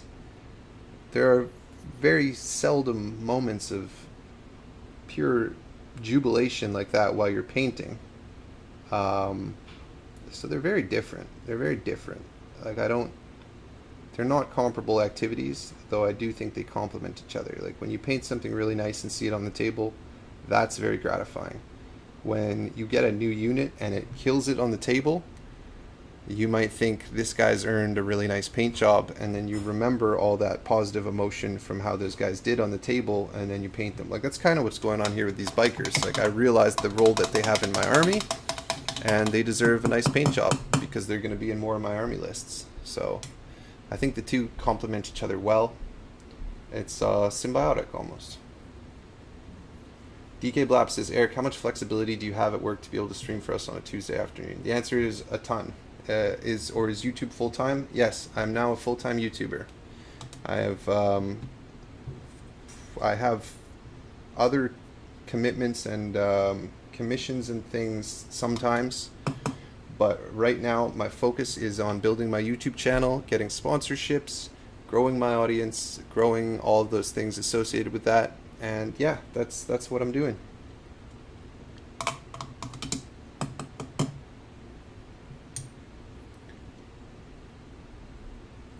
Painting my Primaris Night Lords at the moment, Lisi says. So Lisi, did you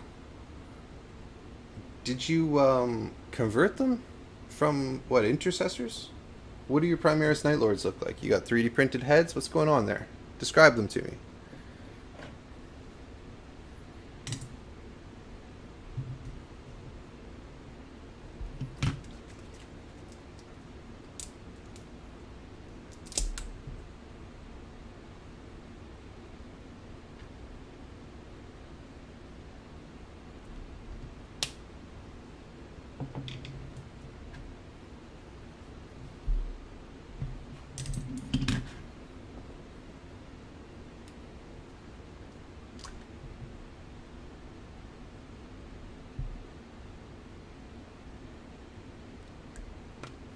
Ryan Rains says, Kill Team or Warcry?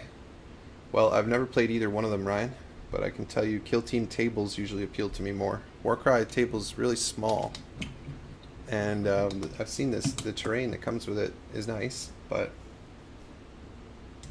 generally I think the table has to be a little bigger to get me totally stoked.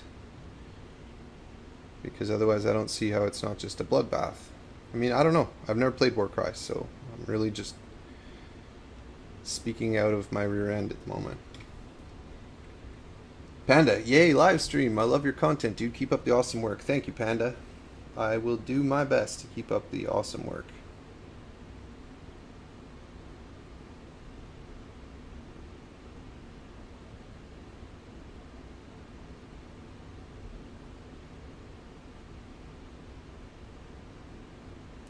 We're now doing a little bit of lightning, guys. Can you guys see that very well?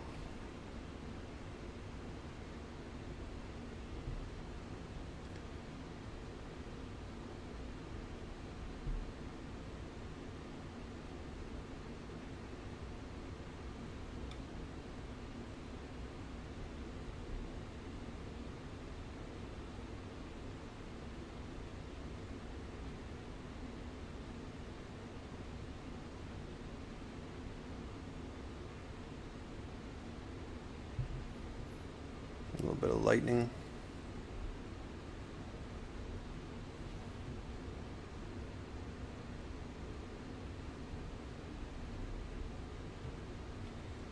Tyler Peck says, can we talk about milk again?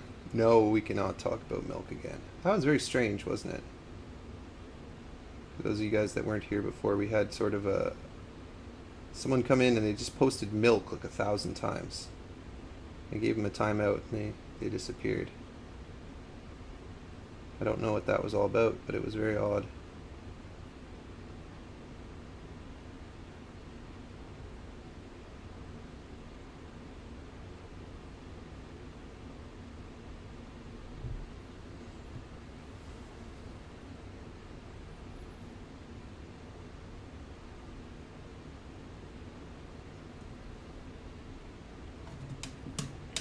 Lisi says, what's the technique for doing the lightning, Eric? Well, you're about to see. My technique is to do it in blue first and come back over with a bit of not quite pure white. Put a little bit of this white scar down on my palette.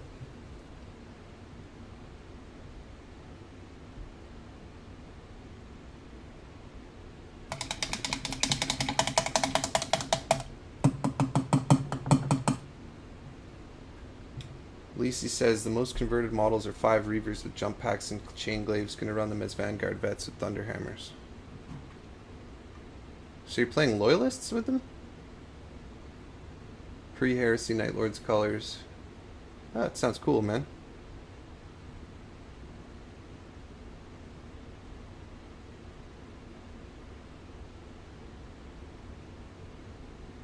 Adam Vicklin says, gaming has its moments. I was playtesting a Mordheim Catacombs scenario and had a Middenheimer champion with a double-handed hammer and strongman, strength 6, and he would roll a 1 every time to wound. Then a giant rat charged up, rolled 3 6s in a row, and took the stupid jerk out in 1 shot. What a bum. That's frustrating, man. That's frustrating, but it's memorable, right? It's a memorable moment. So that's what it's all about. Oops, scrolling the wrong way in the chat. Painting the Indomitus Captain for a commission myself. Cool. Indomitus is such a good set of minis, eh? So cool. So, for the fellow who was asking about the lightning, here I am mixing up an off-white, just a little bit of blue, and I've got some medium here, just to keep it nice and thin on the brush. And then I come back in over the areas that I've already painted, and I just touch them very lightly.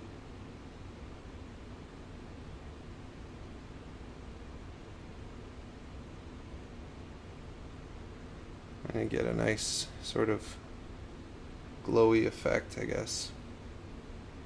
I don't know.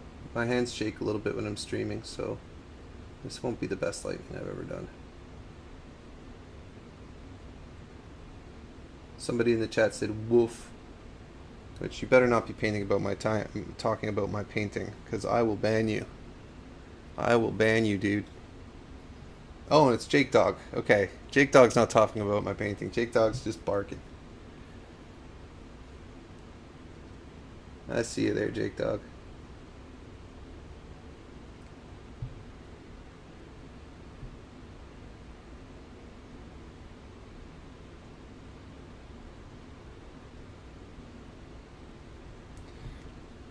So that's kind of my method for lightning. You can see it's not, I didn't cover every part of the blue with the lightning. It just, and it gives it a little bit more depth and complexity, if you will.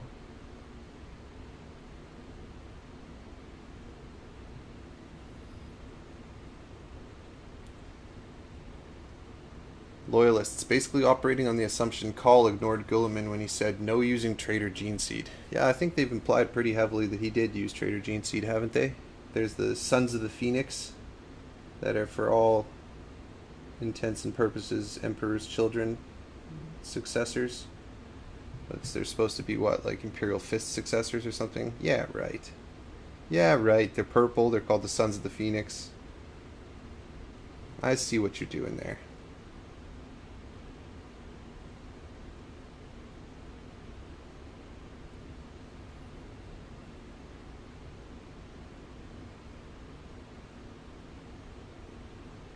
See, I'm screwing this lighting up. This lighting doesn't look as good.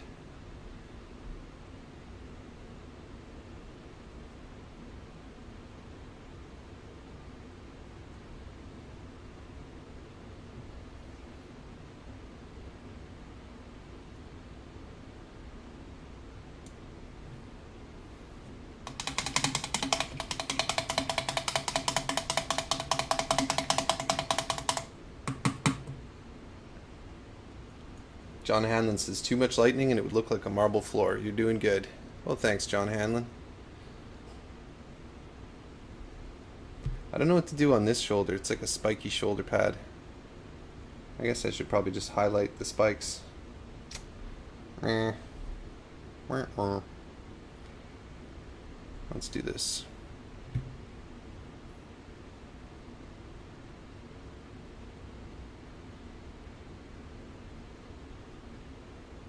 Have I read any of the Eisenhorn, Ravenor, Beckwin books? No, I've not. I read Flight of the Eisenstein, which doesn't count, I know, but I'd like to. What's the name of the first Eisenhorn book? Because I will buy it and read it. I hear those are good.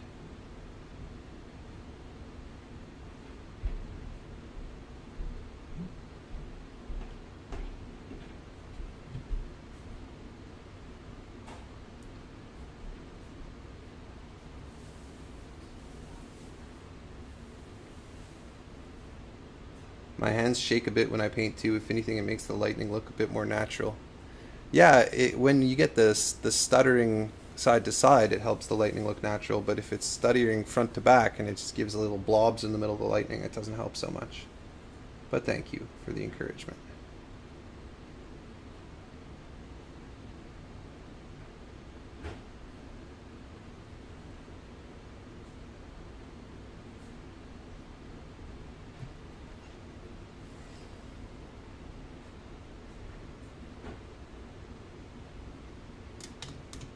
Brooks Hester says, what vocation did you quit to do YouTube full time? I used to work in compliance and regulations, if you can believe that. And I did not like it very much. But I quit to be an artist more generally. So I was selling commission paintings and other commission works. And kind of stumbled into YouTube because I passed a squirt gun in a department store, and I thought, you know what, I want to make a terrain project out of that, and maybe I'll make a YouTube video about it too. That'll be fun. And what do they say? The rest is history.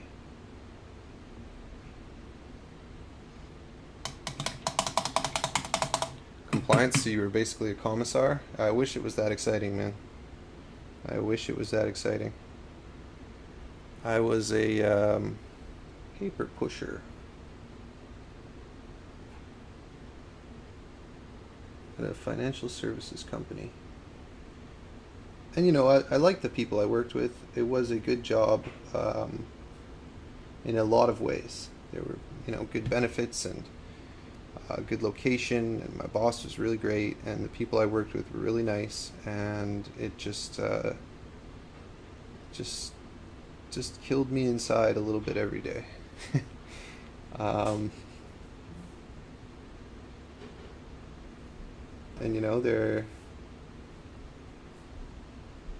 I decided I had to take a big risk and change careers, and I'm glad that I did.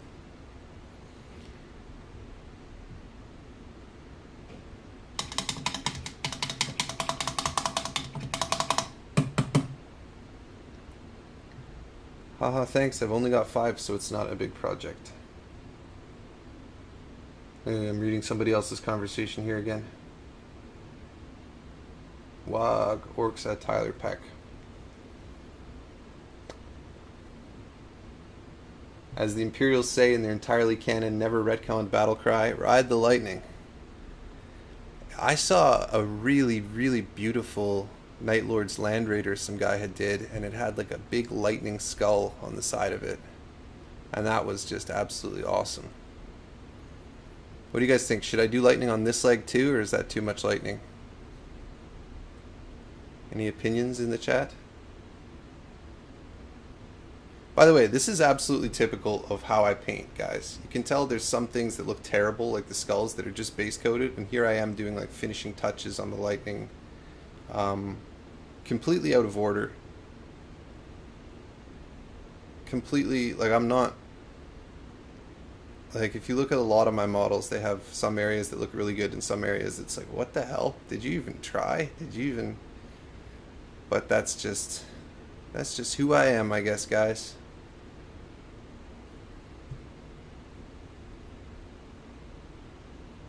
Maybe extend it to the arm holding the bolter.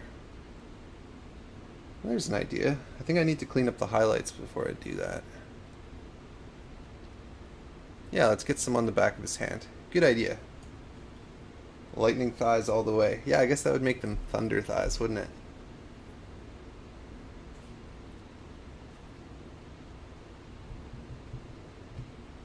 Zachary Mendoza says, have you always been into art? What did you do before Warhammer? I've done some oil painting, acrylic painting. Surprised I haven't worked any of it into my YouTube channel, actually. Like I do, I'll show you guys one day. Like what I want to do is I want to do some backdrops, because whenever I'm filming my terrain, it's a chore to not get my ugly studio in the background, so I've been meaning for a long while to do some backdrop painting for war games, but I'm always find ways to delay these things, guys.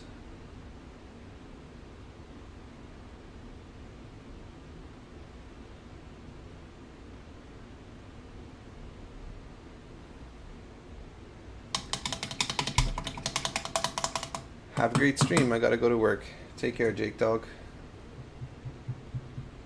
Milan Bracken says, what is your favorite RPG? Good question. I don't know. I assume you mean tabletop and not video games. I've only really played a bit of Dungeons and Dragons that was heavily modified, and I was the dungeon master, and I had fun with that. I thought that was a lot of fun. Tyler Peck says, Eric, how long are you gonna go till tonight? That's a good question. Maybe 2 hours? I don't know. I haven't decided. It's all very unplanned.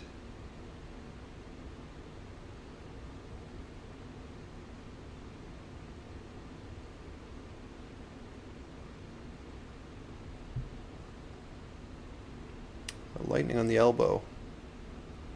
I'm not sure about it. What if I put a nice sharp highlight there and there? That looks bad. Whatever. Clean it up later. Paint it now, clean it up later. Yeah, tabletop RPG. Yeah, it would have to be, I guess, Dungeons and Dragons, but I'm not hugely experienced in it. And I can't say I fell in love with the system you know, the combat felt a little clunky to me. Um, so that's hard to say, man. I've always liked the like aesthetics of Dungeons and Dragons and like the culture around it of, you know, everybody gets together and they've got their characters that they're so passionate about. I think that's really cool. Um, but the system itself, I'm not super in love with it, and that's really my only experience. So maybe disappointing answer, but there it is.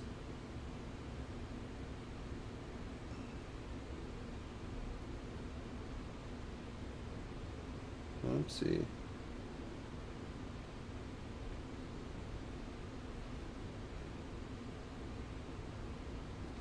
Yeah, making a lot of mistakes, guys, but that's okay. I'll fix them later when nobody's watching. That looks pretty cool, actually.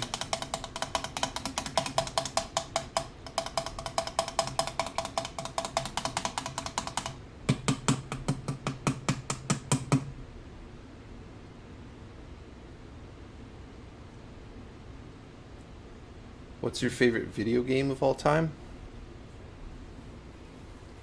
Honestly, it might be Super Mario World for Super Nintendo. It's not a glamorous answer, but it might be the truth. Maybe like a Link to the Past or Ocarina of Time. Maybe it's Ocarina of Time. That's a great one. That's a real classic. I used to play a lot of Smash Brothers for Nintendo 64 with my brothers too. That was a good one. I've never been a huge video game guy, guys. Mostly because my older brother he's good at video games, and like we'd get a video game, like the two of us would get it for Christmas or something, and we'd both start files, and he was just better than me because he was older, and so I'd see ahead in the video game when he did it, and then I'd like lose interest in doing it myself, and I'd end up just watching him play. Um, but I liked Warcraft 2, I liked StarCraft, I really liked Diablo. Diablo was one that really kind of captured my imagination in an interesting way. Um, Heroes of Might and Magic 2 was another one I really liked. I really loved the animation in that. There's sort of a whole, you can have an army full of different fantasy tropes. You can have the, you know, black dragons and hydras, and so I really liked that because that probably paved the way for me to be interested in Warhammer as Heroes of Might and Magic 2. I've never really thought of that before, but it's very much a gateway drug into Heroes of Might and Magic 2. And it's actually a funny story, guys, is when I first moved to Toronto when I was a kid, we used to not have a computer. Like we didn't have, it was 1995, we didn't have a personal computer at home. So like I knew kids that had computers, and it was like you could play basically DOS games, like really basic games. My grandma had a computer, play Ernie's Big Splash over at grandma's house. That was a good time, but we didn't have a computer at home. But the guy who lived in the house before us had a subscription to PC Gamer magazine, and he didn't cancel it when he moved. So we would get, I remember we got a magazine that had Warcraft 2 on the cover of it. It had this big green orc, CG orc, and he looked so cool. And I was like, what is this? That's probably the first orc I'd ever seen. And he looked so badass. And they used to send out with PC Gamer magazine, they would send a disc with previews of all these different games. So eventually we got a computer, and we had all these discs that had all these games on them, just like a trial version. So that was really cool for us. And that kind of got me into that. Because we then found out, I think we were talking to our next door neighbors who were kids that were slightly older than us. And we said, yeah, like this Warcraft 2 looks so cool. And they go, oh yeah, Warcraft 2, I play that all the time. And we go, you do? And they go, yeah, you guys can come see. And we started hanging out with them, and those guys were actually into Warhammer. So it's all part and parcel of the same thing. Video games, a gateway drug into this tabletop stuff. But I think I always resonated a bit more with the tabletop.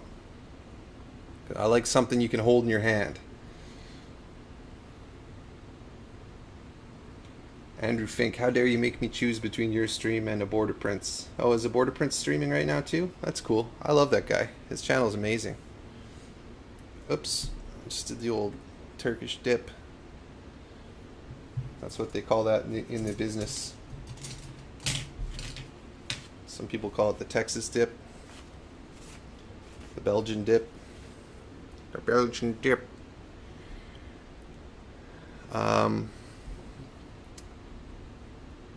There it is. Okay. What's next? What's next? Andrew Fink. Nice lightning. Thanks, Andrew. Warcraft 3, greatest game of all time. See, I actually didn't like Heroes of Might and Magic 3. This is probably what shook me off of the games, like the video game train. Like I used to really be fascinated with video games when they were all sprite animations. And then when they became poorly rendered polygon creatures, like everything was made out of like not enough polygons, that really lost me. Like the beginning of Nintendo 64 and PlayStation and computer games in the same era, like it just didn't capture my imagination in the same way that sprites did. And that's probably when I started going a separate way.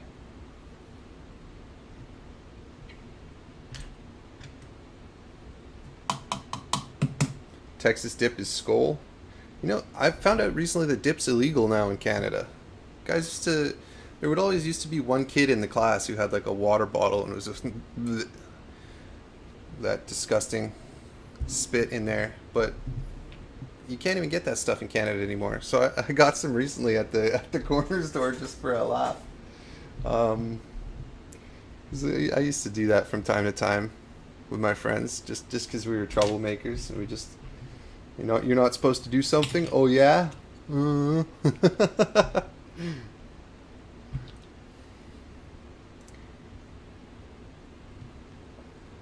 Let's do a little bit of lightning on this Dreadnought while we're at it. Why not?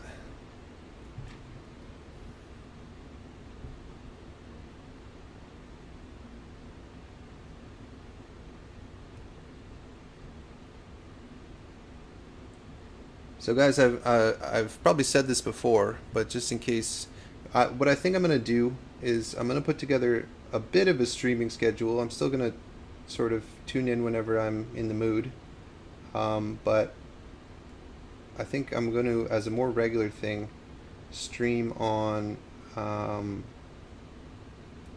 am I losing my train of thought here? It's a simple thought. Thursdays at around noon. Not this Thursday, on account of the fact that I will be in a car on the way up to Canada, but most Thursdays at noon, and I'll try to post about that somewhere, and hopefully it can become a regular thing, and then I'll do other times as well. If you guys have other suggestions of times that you think would be good, I'm always open to hearing that. Still feeling this out, so let me know. Not sure I like the shape of that lightning at all. It is what it is. Still one coming from the back corner here.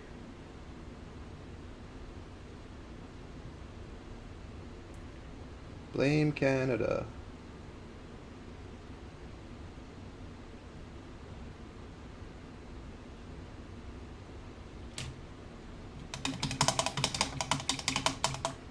What's the lore difference between Hellbrutes and Dreadnoughts? I think Dreadnought is something that you can't trademark, and Hellbrute is. It's Hellbrute with one L, right? Games Workshop took that L and decided it should be Hellbrute with one L.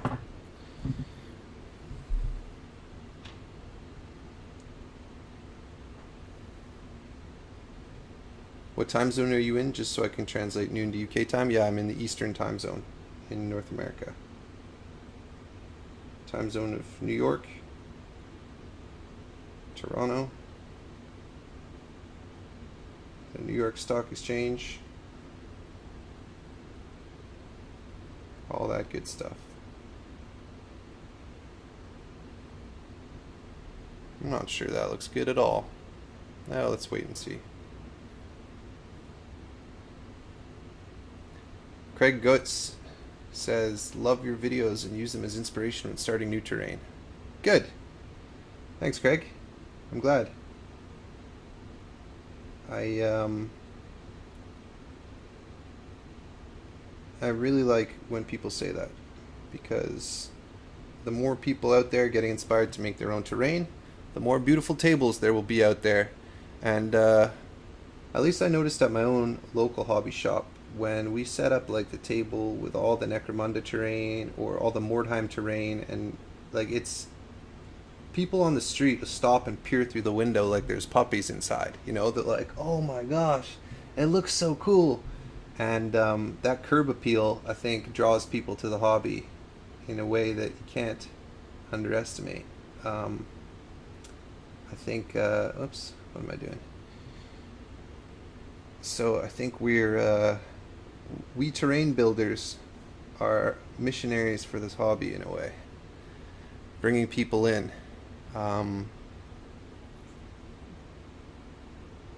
Because I don't think, if I'm perfectly honest, I don't think miniature soldiers are as universally appealing as little cities are, and little buildings and little things like that. It's a specific personality type that likes soldiers, a specific set of interests.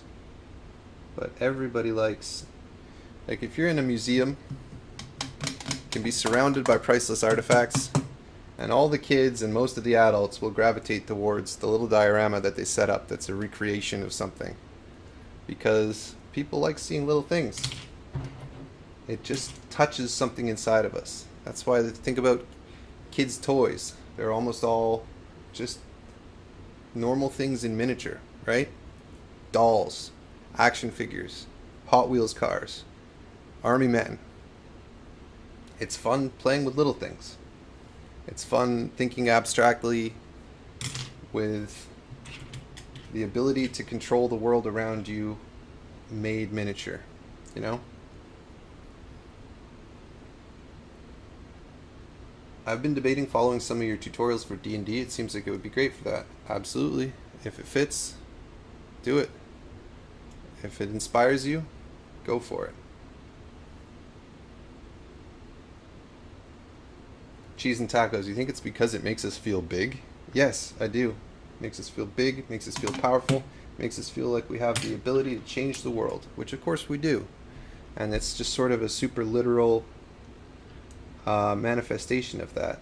And I think for kids, especially playing with toys, you know, they start to think about how things interact with each other in the world, and it's really like important formative sort of experiences to think, you know. I don't know, I'm not being the most articulate about this idea right now, but I do think there's something to it. I really do. Yeah.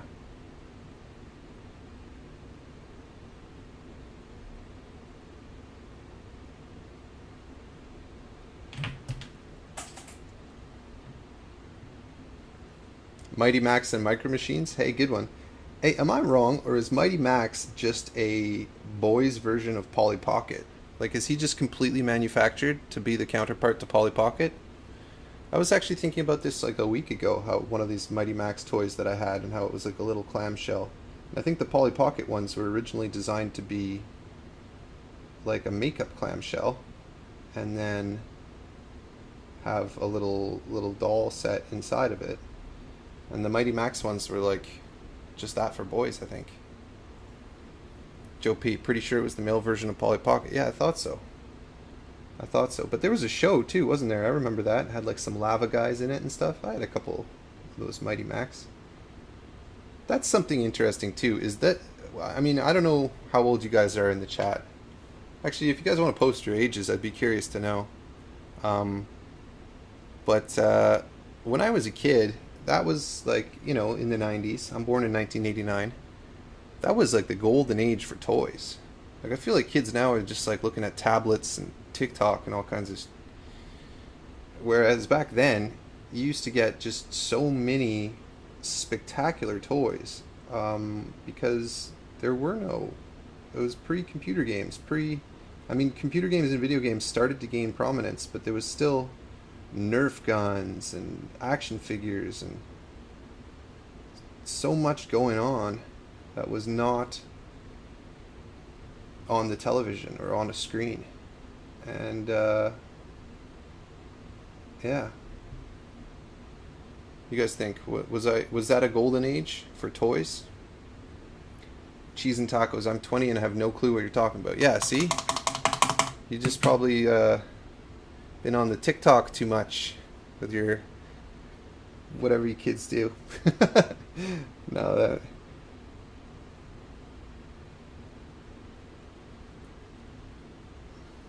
Beast Wars Transformers, another great example. 35 too. Yeah, we got 35, 31, 33, 37, 35. Yeah, you guys are, these are good ages here. These are good ages we're getting. Micro Machines was a beautiful one. Great sets. You guys remember Z-Bots? Was that a Canadian thing? That's actually how I know. People say that you don't make any memories until you're 5 years old, but I know that's not true because I remember the toy I got when my brother was born and I was only 4. I remember vividly. I got one of those, it was a battle troll, which is like a troll doll, but he was a Frankenstein. It's called Frankentroll. And I remember going into the hospital bathroom to do the glow-in-the-dark effect.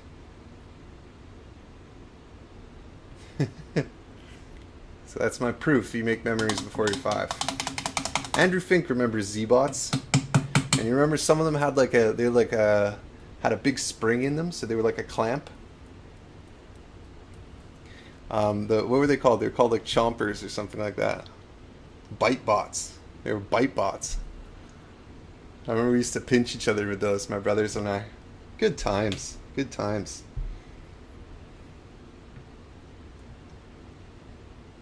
I had the troll that was the half robot, like the Terminator. I had that one too. It was like yellow on one side.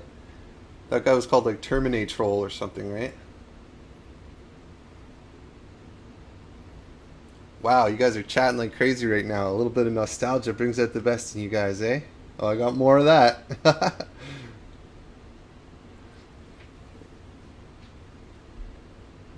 Metal Factory, the original 3D printing. Oh, dude, I remember that. You know what? I never had that, but I had the Creepy Crawlers oven. That was my original 3D printing.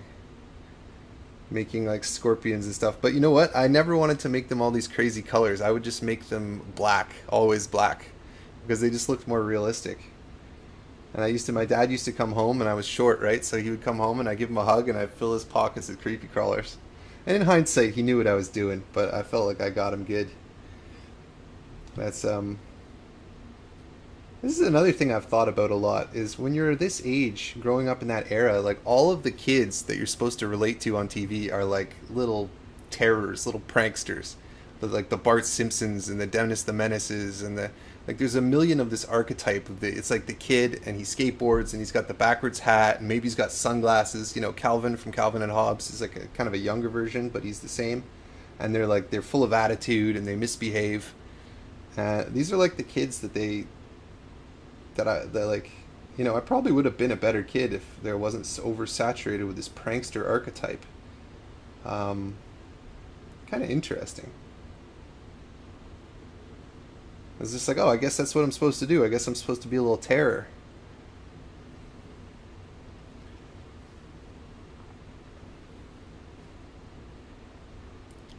S90, never seen a stream with likes and viewers equal. You rock, dude.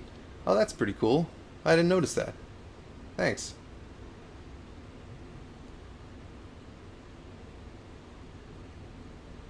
Joe P. I remember watching the commercials for the Creepy Crawler oven. A kid in my neighborhood had it, and I was super jealous. Well, I had it, and it was pretty bloody cool, man. I can tell you. They made one though that I'll never forget. It was like because you had to buy the goo in like separate things, and it actually came in something that looked a lot like this, like a lot like a glue bottle. And it was like, that was the goo for the molds, and then you slip the molds into the oven. And first of all, one time my grandpa came over and his dog chewed up the thing that put the thing in the oven, and I was really upset about that. But that's neither here nor there. What I was trying to say is they came out with this special goo that was supposed to make it stretchy. And so you could make stretchy creepy crawlers. And I got that stuff for like Christmas or something, and I go to try it, and I don't know if it was a bad batch or what was going on, but the chemical smell that came off of it when it was baking I'll never forget it. Like it makes me sick just thinking about it. Ugh. And the once the things came out of the mold too, they were off gassing that smell forever. And it just ugh. I want to go have a shower just thinking about it. Gross. Thunderbirds. Okay, Thunderbirds are old though, right? I used to watch Thunderbirds, but only because my dad wanted to watch it. When did Thunderbirds come out? That's got to be like in the 60s. Thunderbirds are go. That's probably like influential for like a lot of people getting into minis too, right? Like, because they had all the little spaceships and like you realize like, oh wait, that miniature, like everything's clearly a miniature because it's puppets, and then you see it in space and you go, wait a minute, every time I see a spaceship in a show, is that a miniature? Because it looks the same. And I mean, yeah, it is.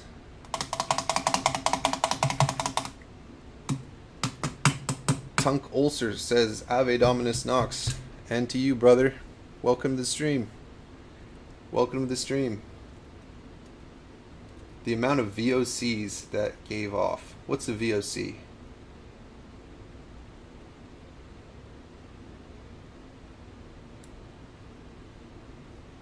Masters of the Universe and Thundercats were staples. A little bit before my time. A little bit before my time. I used to watch Teenage Mutant Ninja Turtles, Biker Mice from Mars. You guys remember that one? Really going down memory lane on this stream today, eh, guys?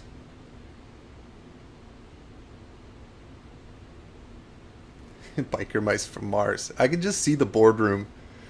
It's like, all right, we got to do, you know, Teenage Mutant Ninja Turtles are red hot right now, guys. It's like, how about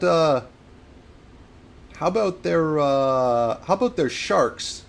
What if they're just badass sharks and they got rollerblades? Yeah, that's great. We'll call it Street Sharks. All right, we need more ideas, guys. How about mice and they're aliens? Yeah, they're bikers because they got to be badass.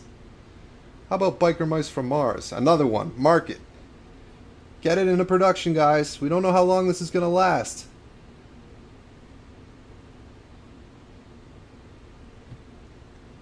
It's so like transparently derivative of Teenage Mutant Ninja Turtles.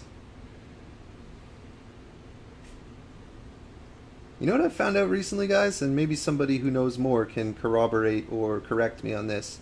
But they don't use the word ninja in Japan. And especially, like, it has a negative context when they do. So the Ninja Turtles in Japan were called Teenage Mutant Hero Turtles. And normally they use the word shinobi to describe a ninja.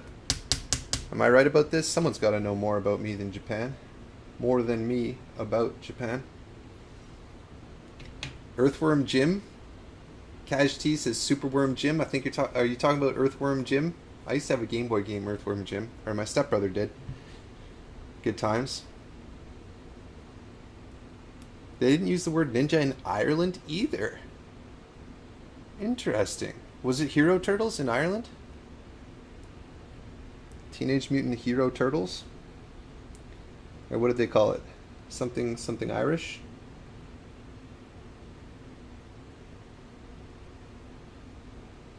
Hero Turtles in the UK. Really? That's so weird. But they still talked about training in the art of ninja and stuff, right? Or did they bleep that out when Splinter would talk about that? That would be so much worse. We are going to train you in the art of beep. This sounds so much worse.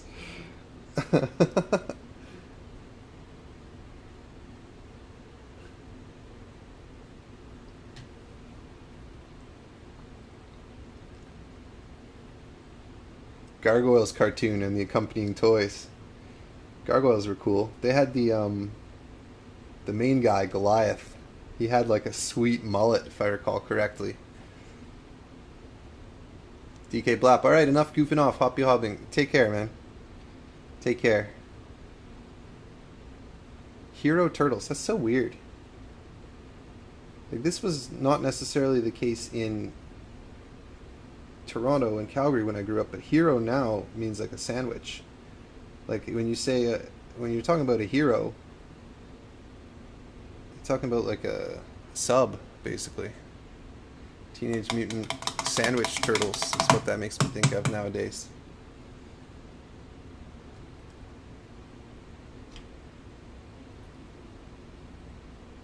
Bucky O'Hare. Man, you guys are dredging up all these ones I'd completely buried. All this sweet, sweet brain space that I'd freed up by ditching things out of my brain like Bucky O'Hare. You guys are coming, bringing it all right back in. What was Bucky O'Hare's deal? Was he had to do with like outer space?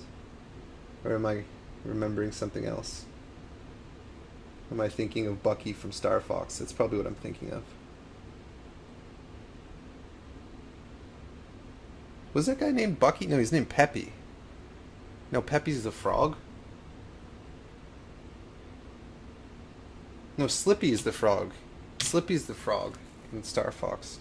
Peppy is the rabbit. I'm all jumbled up. This is a nostalgia dig up stream.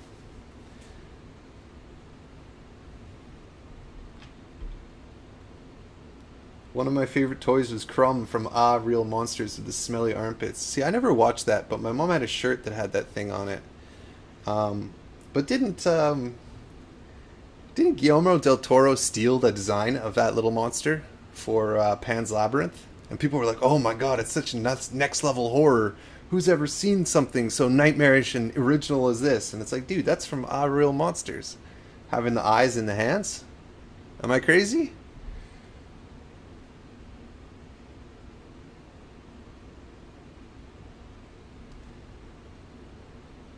Bucky O'Hare basically is Star Fox, only against an army of space toads. Yeah, okay, so I'm not way off.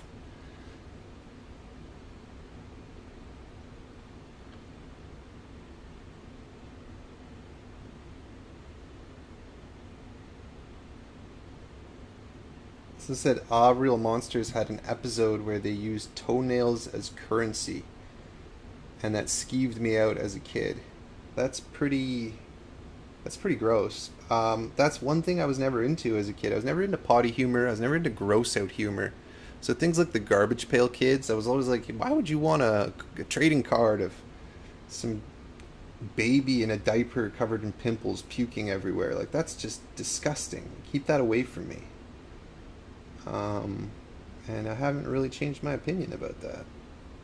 I'm not into that stuff. Captain Underpants, things like that. It's just like, oh, whoa, so it's like a toilet joke? Like, I don't know, I've just never been a big potty humor guy.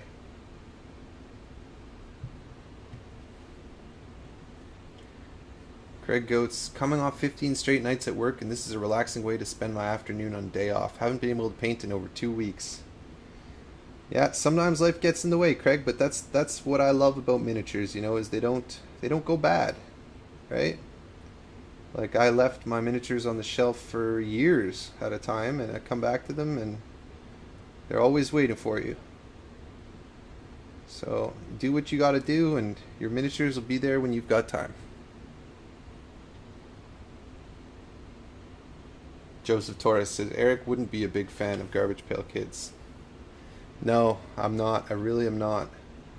Although, you know what they remind me of is I used to read old Mad magazines because my dad collected, like, he saved all his Mad magazines from when he was a kid, and he gave them to me when I was like 10 or something like that, to me and my brother.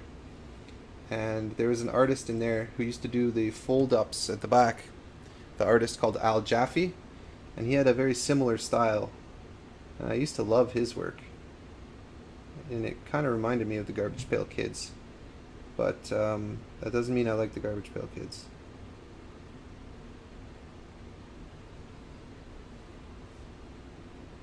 I don't think, yeah.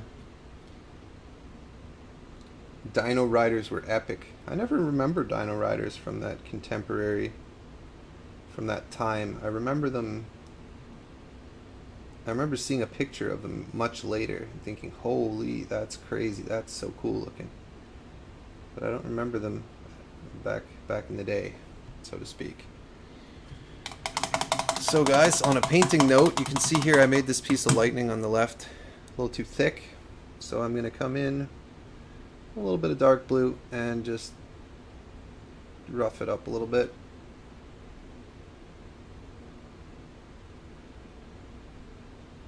And that helps a little bit. Thin it out.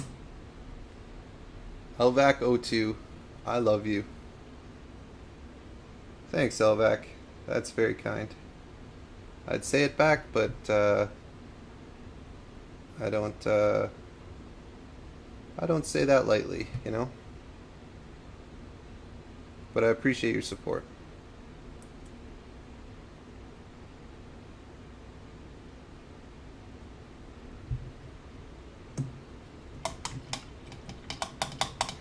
I remember Street Shark's big chunky figures. The Street Sharks were awesome. We still call him, one of my brothers is named Sam. We call him Big Samu. Or at least I do sometimes. I make up a lot of nicknames for people. But that was Big Slamu was I think the Orca Street Shark. But I always wondered why they didn't do that for more action figures. Like, because the Street Sharks, I don't know if you guys remember, but they had like a hard plastic inside and their teeth were hard plastic. But most of their head and body was like a flexible rubber.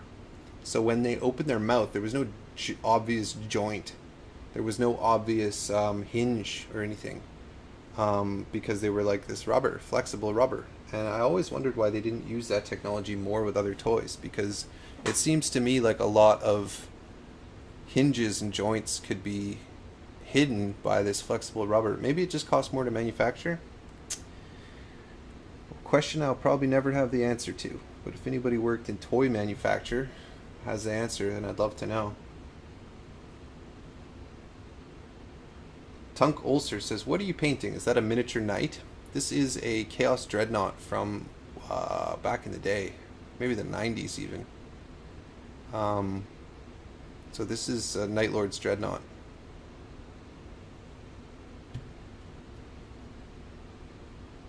It's a classic model that I think holds up pretty well to this day, personally.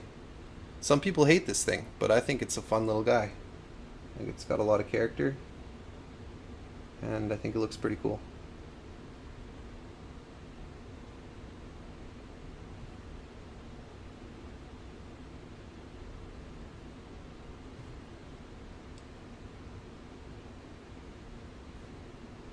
Action figures really took a dive in quality these days.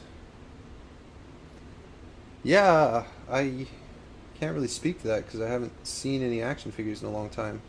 But I remember when I was a kid, the Spawn action figures came out, and that was like, holy shit, these are next level. Sorry, I swore again, guys. I don't mean to curse. I try not to curse on my channel. But maybe as a kid I did say that, and they were sweet. They were sweet, sweet, sweet. I guess they were made by McFarlane Toys, who are now making these Space Marines. So I guess they knew that they did some good, they put in good work in our childhoods to be able to sell us toys as adults, eh? I haven't bought one of those full-size Space Marines. Do any of you guys have that full-size Space Marine? I have a bit of an issue with that. Like, it's one thing to collect miniatures, okay? Because that's an adult thing to do. But when you start buying toys, guys, I don't know.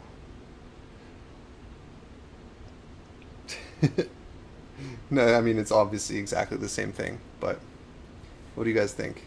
Toys and miniatures, same thing?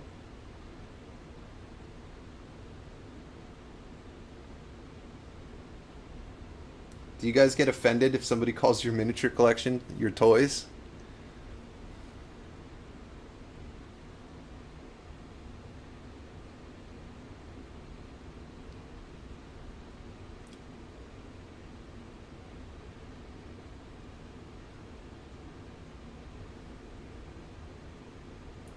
Sometimes I'll describe it as toys.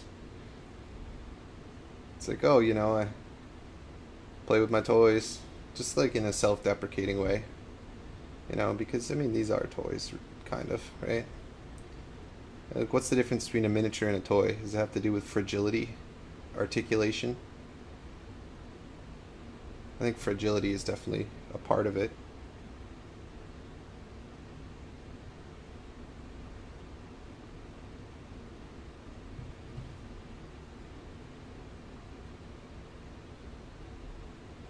Nelson Hickman. I make pew pew noises when I paint them and play the game. Me too, dude. Me too.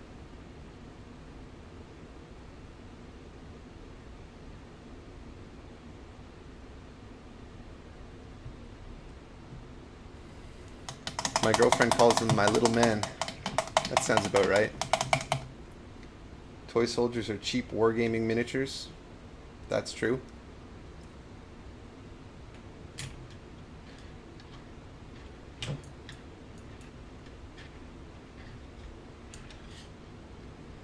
So guys, I just looked at the clock and realized that I streamed longer than I intended to tonight. We were having so much fun going down memory lane, but I actually have some other stuff I need to get done. So I need to wrap this up, guys. Thank you everybody for tuning in. I appreciate it. If you guys could do me a big favor, and if you guys like streams like this, then go over to Twitch and subscribe to me on Twitch, Eric's Hobby Workshop, all one word. That would help because I might try to go live over there, and I would like to have a little bit of the same audience if possible. Obviously, I've got subscribers on YouTube and very little presence on Twitch because I'm just starting out the whole streaming thing. But yeah, thanks guys for tuning in. It's been a lot of fun, and like I said before, a couple announcements. There's going to be streams happening on a regular cadence on Thursdays moving forward. Not this Thursday, but starting following Thursdays. I'm going to be going live at 12 Eastern time. And I might start doing some Tuesdays too. I don't know. I'm still feeling it out, guys. I'm still feeling it out. Thanks everybody for tuning in, and we'll see you next time on Eric's Hobby Workshop. That wasn't very smooth, but we'll see you next time on Eric's Hobby Workshop.